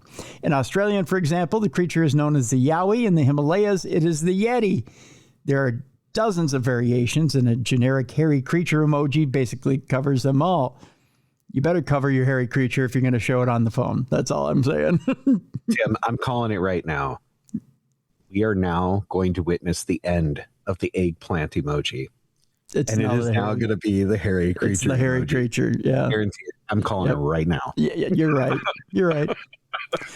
No doubt it won't be the last cryptozoological emoji to be added either. No, because Loch Ness Monster's next. Nessie. Yeah, you want to see my Nessie? Yep. And it's going to be Nessie with the water splash. Yep, water splash. You know it is. It'll be hairy creature, Nessie, water splash. Annabelle, window, fire. No, come on.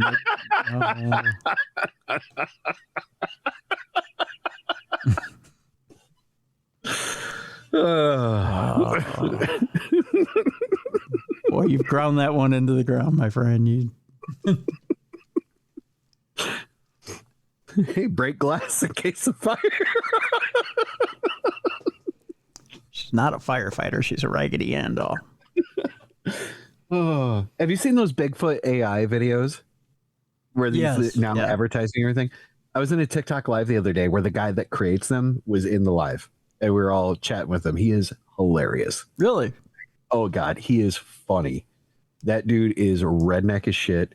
He is so funny. We were on live for like an hour and a half just talking and BSing while he was getting drunk, and it was hilarious. Yeah, I had to see if I should talk him into making Annabelle AI videos now. Oh, God.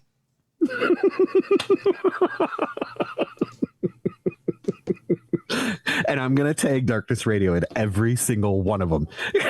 Yeah, please do, because if you're gonna, if you're gonna create something truly tasteless, please put our moniker behind it. I appreciate it. Obviously. Yeah. Just Tim in the background, just not even watching. Yeah. She's starting fires. Just doing this. I don't see it. Yeah, because 3 days is exact. Yeah, that's her. Hey, time and space don't exist, right?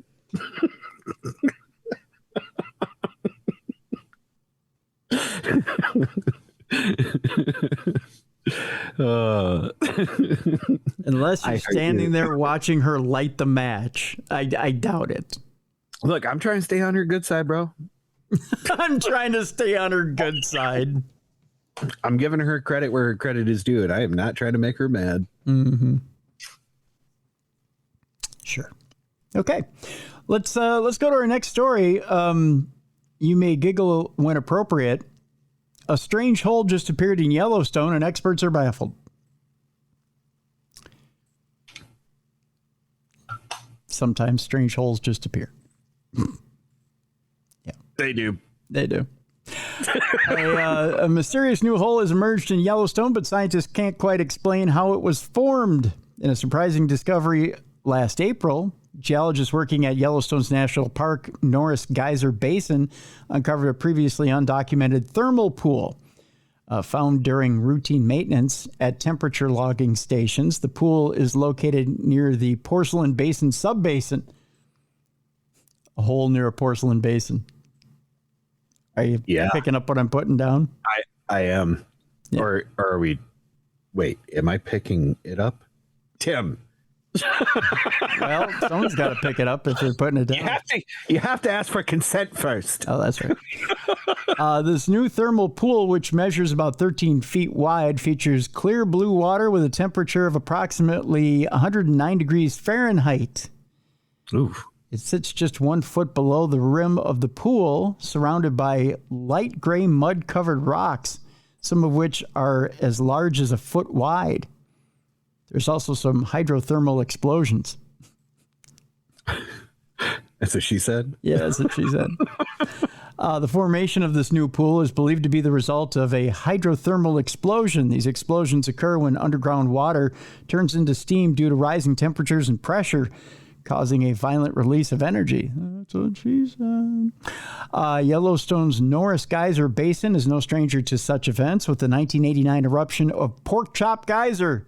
I played ball with him, by the way, Pork Chop Geyser. Pork Chop Geyser. Yeah. He was our right tackle. Being a well-documented example of a similar explosion. And boy, when Pork Chop Geyser explodes, you need to get out of the room because he's fragrant. I'm looking it up right now, Tim. Yeah. And it says the new hydrothermal feature formed right after Annabelle escaped from her no, it didn't. No, it didn't. See, I knew you were going to do that. You thought, no. The USGS researchers reported that Annabelle was seen on site in April 2025 when geologists conducted their first site visit. What, she just ran onto the ground and created a geyser with her non-opposable thumbs, creating geysers with her brain powers. Yeah. And then ran. Frolicked off into the woodline along with the hairy beast. Hairy creature. Yeah. Hairy creature. Yeah. Yes, she did. So the area's history of hydrothermal activity suggests that the new pool could have formed in a manner consistent with other past events, not having to do with Annabelle, though in a less dramatic fashion. Interestingly, satellite imagery reveals that this thermal pool didn't exist prior to December 19th of 2024. By January 6th of 2025, small cavities began to appear, and by February 13th, the pool had fully formed. Despite the absence of a major explosive event detected by monitoring stations, there were several weak acoustic signals picked up by a newly installed station. These signals, although faint, indicated activity around the pool with notable readings on Christmas Day, believe it or not, of 2024, January 15th of 2025, and February 11th of 2025. So, on my Google search, Tim, for Yellowstone, don't. sciencealert.com. Yeah. And it's 3 days ago. It's a tagline: a gaping hole full of milky blue water has appeared. What a title. What a title. Yeah, you got to rope them in somehow, right? Yeah, that's for sure. For our next story, remember I teased you about pyramids, both right side up and upside down? Yes. Okay. Our next story has to do with the fact that archaeologists found an anomaly near the pyramids that may reveal an ancient portal. Now, I know you've talked to Timothy Hogan quite a bit. Uh-huh. This may not seem like new news to you. It may be new news to our audience. Do tell. Okay. I'll give you the highlights here, and then we'll jump into the story. I think the story might be a little more involved, but believe it or not, this story appeared in Popular Mechanics, which I find interesting. Yeah. According to the story, ground-penetrating radar has helped archaeologists identify buried wonders below the surface. Of course, we know this from the past couple of weeks. That story came out. Everything from new chambers underneath and whatnot. Now a study from Japanese and Egyptian researchers reveals the discovery of an L-shaped structure along with an accompanying anomaly right next to the Great Pyramids of Giza. Although it's impossible to know for sure what that anomaly is, researchers guess that the L-shaped discovery could be an entrance to a deeper structure. Now, with that in mind, let's dive into the story. It says here that GPR is once again delivered near one of the most well-excavated sites in the world, that being the Great Pyramids of Giza. Researchers led by Tohoku University's Motoyuki Sato, sure I can nail that one, used GPR ground-penetrating radar along with a method known as electrical resistivity tomography, or ERT, which uses electrical resistance to map underground structures to discover what's being described as an L-shaped anomaly in the Western Cemetery near the world-renowned pyramids.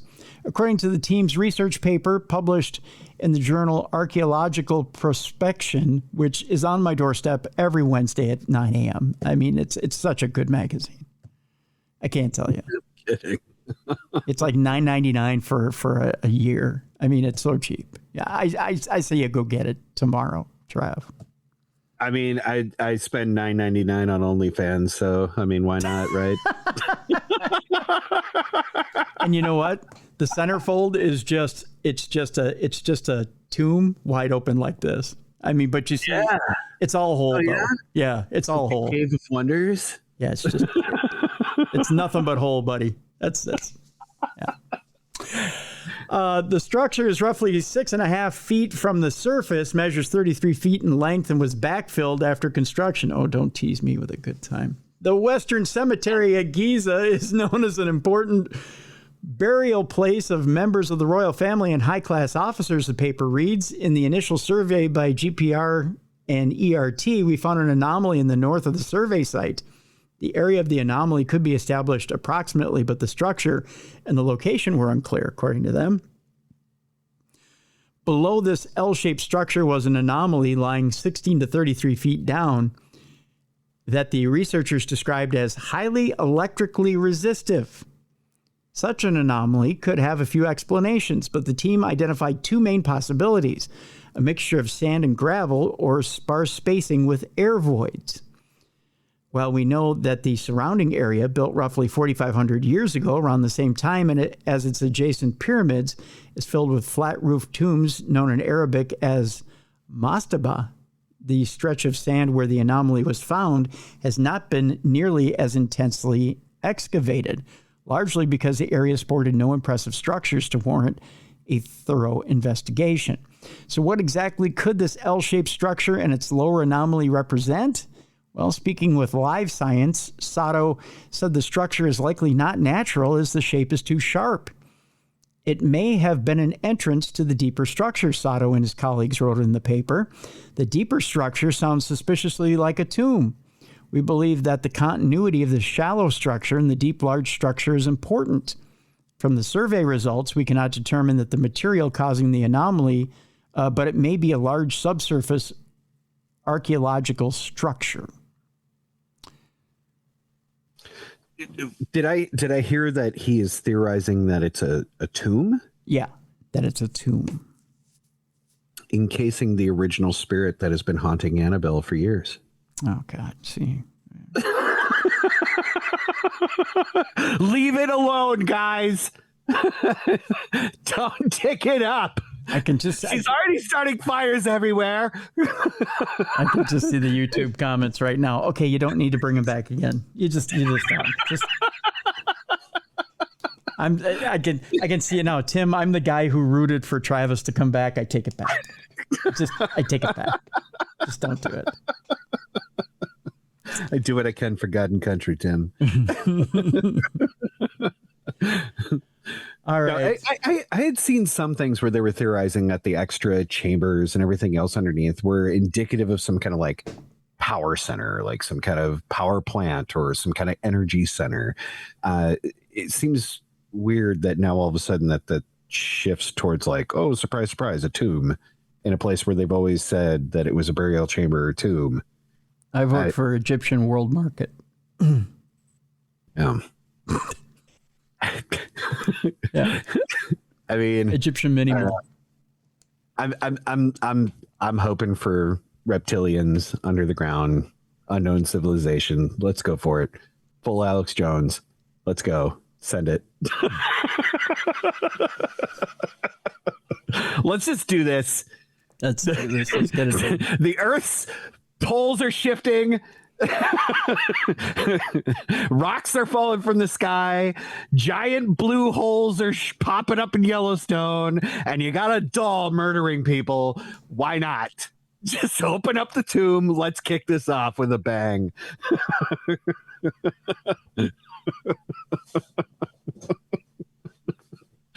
I want to live in your world for a while. Ah, Tim, it's beautiful. You should come here. The water's fine. Well, let's see what you got for this one. Meanwhile, we go to Eastern Europe, specifically Poland, where the Polish pyramids are upside down and stuck in the dirt point first. I'm just surmising. The Polish pyramids are only the second of their kind to be discovered. They have tombs dating back 5,500 years. Now, my grandfather would tell you, God rest his soul, that they buried the mummies face down so they could park their bikes in the...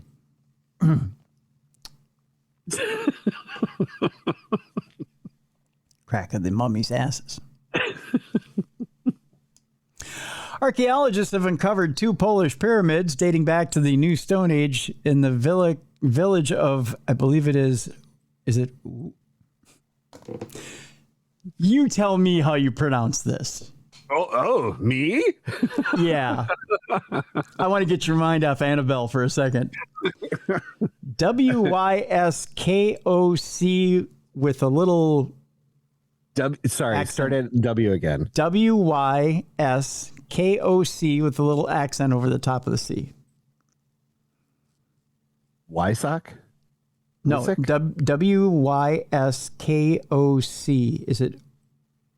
Is it Wiscock? It is not. Whiskey cock. Yes, whiskey cock. I wanted you to say it first. Is it Wisecock? Wisecock? Wisecock? Wisecock. I think that's Wisecock. I think it's Coke, isn't it? Isn't it Wisecock? Fuck, I don't know. Wisecock? Wisecock?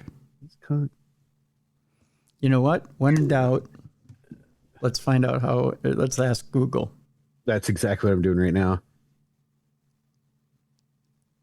Like, how do I pronounce this thing?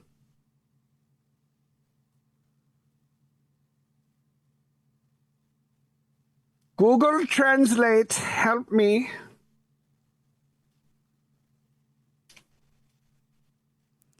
The W sound is a tricky one for English speakers. It's often pronounced V. Oh, it's Vi. I bet you it's a V. Let's see here. In owl, but with an upward sound, curl of the tongue in the mouth. The O is like the O in pot. The C is a TS sound, like cats. Okay. So it's Vatswavik. What? Vatswavik? That's what I thought. Oh, yeah, Vatswavik. Poland. I got it. You ready? Yeah. Did you hear that? No, do it again. I'm gonna pull it up. Right? We're gonna let Google do this for us. Okay. Wyskocz, Poland. Wyskocz, Poland. Wyskocz, Poland. Wyskocz. Okay, Wyskocz. Yeah, technology's cool. It's not a wisecock at all. It's a Wyskocz. It's a Vishcock, bruh. It's a Wyskocz. So archaeologists have uncovered 2 Polish pyramids dating back to the. Maybe I should just point at you and you could play the clip when I say the name of the town. Yeah, I could. Yeah. Okay, you got it ready? Yeah. So archaeologists have uncovered 2 Polish pyramids dating back to the New Stone Age in the village of Wyskocz, Poland. Right. Despite their moniker, the findings are more accurately described as megalithic tombs, also known as giants' graves, thanks to their monumental triangular shape. The fascinating tombs, which stretch to around 200 meters in length and 4 meters high, were discovered. General, I believe this is Desdary Klopowski Landscape Park by archaeologists from Adam Mickiewicz University in Poznan. I believe it's Poznan. The findings, which are only the second of their kind in central Poland, were found using remote sensing technology, which was used to scan the area during the field surveys. The team located 5 potential areas, which were then excavated, leading to the discovery of 2 of the tombs. Dating back around 5,500 years, the pyramids were constructed by the funnel baker culture, which is a Neolithic society formed in north central Europe when different groups of people using pottery began combining their ways of life. It believed the tombs carry significant social and spiritual importance, with important community figures such as priests, shamans, and tribal leaders being buried within them. The Funeel beaker culture, it looked like funnel breaker.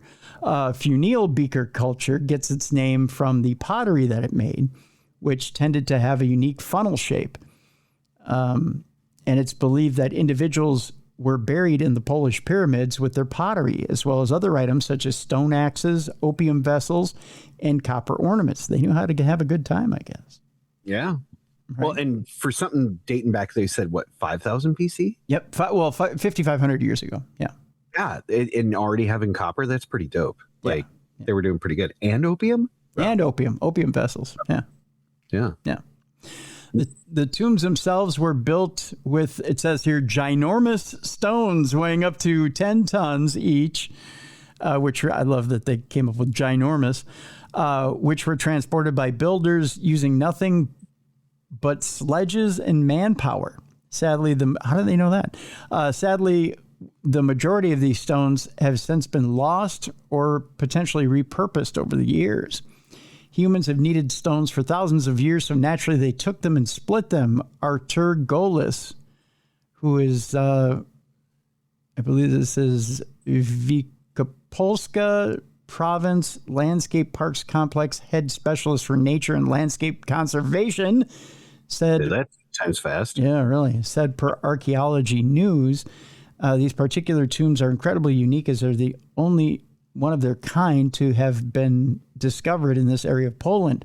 They're also among the largest prehistoric burial structures to have been found in Poland and go a long way to building our understanding of what life was like in the funnel beaker people in the New Stone Age.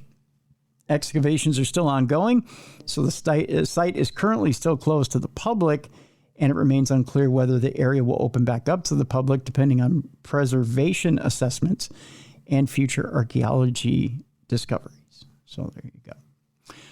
And one more time for the audience on the city where this was, this Wyskok. All right. Ready? Viskovich. Wyskok, Poland, which was the home of an ancient witch spirit named Annabelle, who starts fires with her mind. What? Come on. You spelled it wrong on purpose.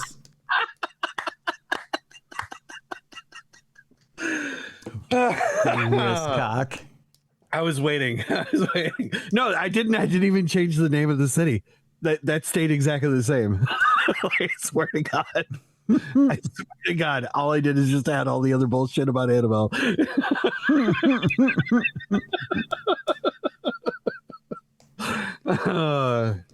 All right. It's time now for a palate cleanser, and I think I need one by now. And don't you dare add Annabelle to this story. Although I have a feeling you'll try and find a way. I know how you're going to do it. I already know how you're going to do it before I even get to it. Nope, won't do it. Here's our palate cleanser for today. Age-old question.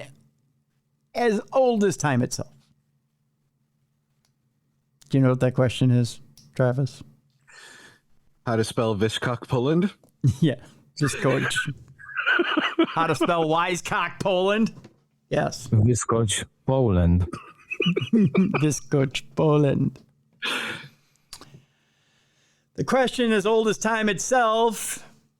Do sloths fart? Yep. Well, there's a bonkers experiment that proves that we pay scientists way too much money. And it's out there.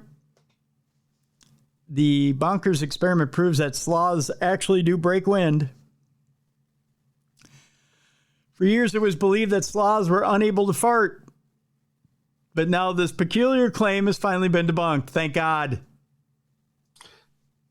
I'm glad it's been laid to rest. Yeah.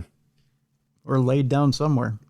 If you ever wondered what scientists get up to in their spare time, evidently it's their face in a sloth's ass. That's what they get up to in their spare time. Here's one particular bit of research that seemed primed for inclusion in the next Nobel Prize Awards.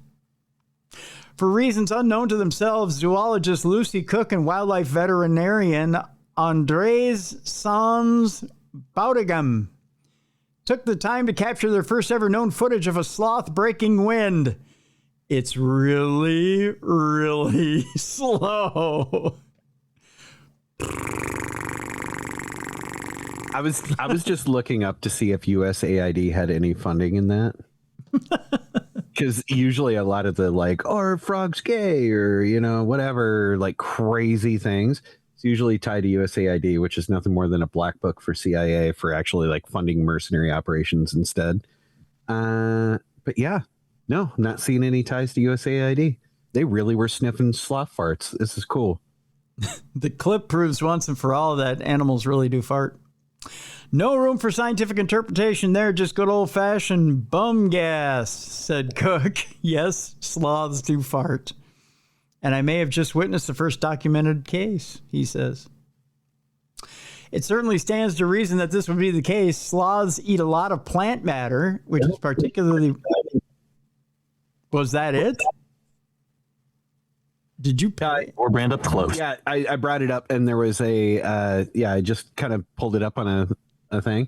They had a sloth in a little kiddie pool and were causing it to fart for bubbles, but it went to an ad right away. Okay.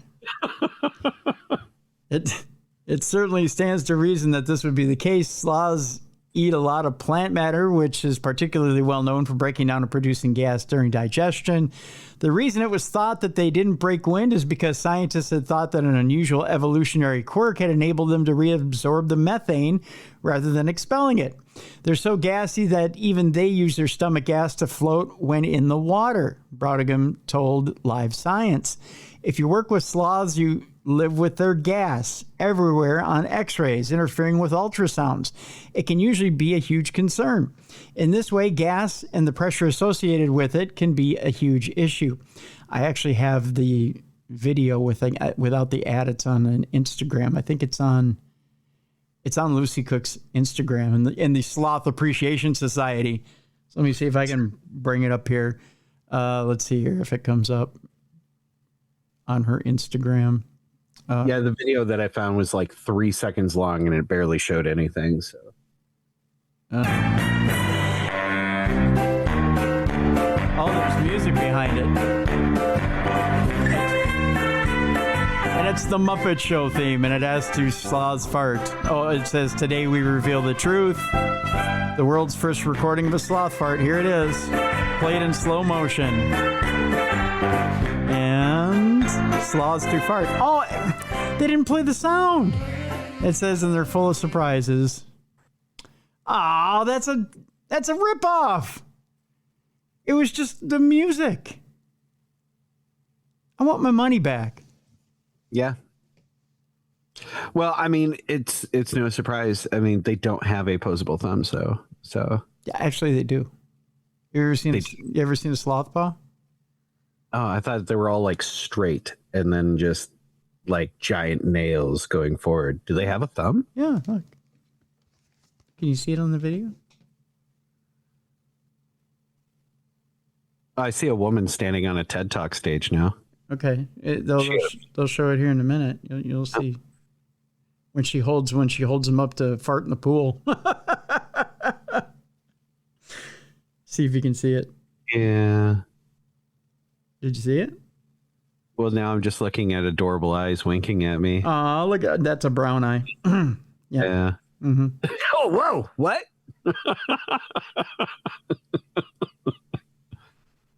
Did you see it? No. But I'm just looking at a really comfy sloth in a hammock. Did you see the doll holding the match up to the sloth's asshole? No. Oh, the video's completely done. It's okay. just I was going to say the doll with the match to the asshole was Annabelle. Good job, Tim. You're on Team Annabelle now. Congratulations. You have crossed the threshold into the realm of entertainment. Yes. Jolly good, sir. Enough with these Cambridge professors who are always like, oh, let's prove things wrong. I don't know. Let's use our imagination. Have a little bit of fun with it, chap.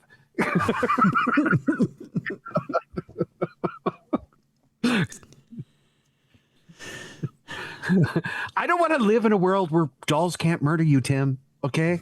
They can't. I don't know how to tell you that, but they can't. I slept with a teddy bear for the first 33 years of my life. It never murdered me. Yeah, well, my 7-year-old thinks that his teddy keeps him safe at night. And you know what it keeps him safe from?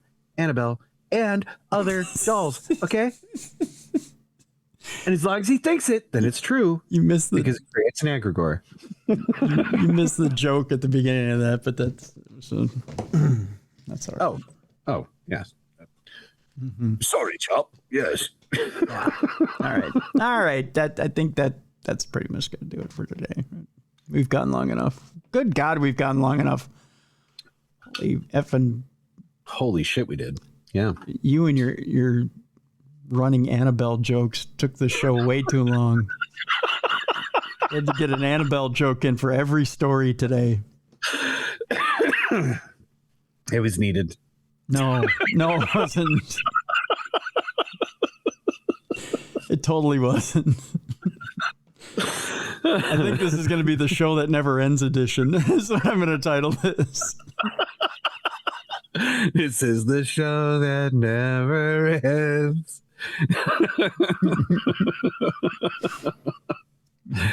Either that or the Annabelle the Arsonist edition, which people will think is in really bad taste. Dear God. Well, there was like that 10-minute dissertation of Mein Kampf. Which is not going to be in the final program, but thanks for mentioning that. Wholly making reference to shit that's not in the program, but thanks. I appreciate that. Now I got to edit that out. You're welcome. All right, that'll do it for today.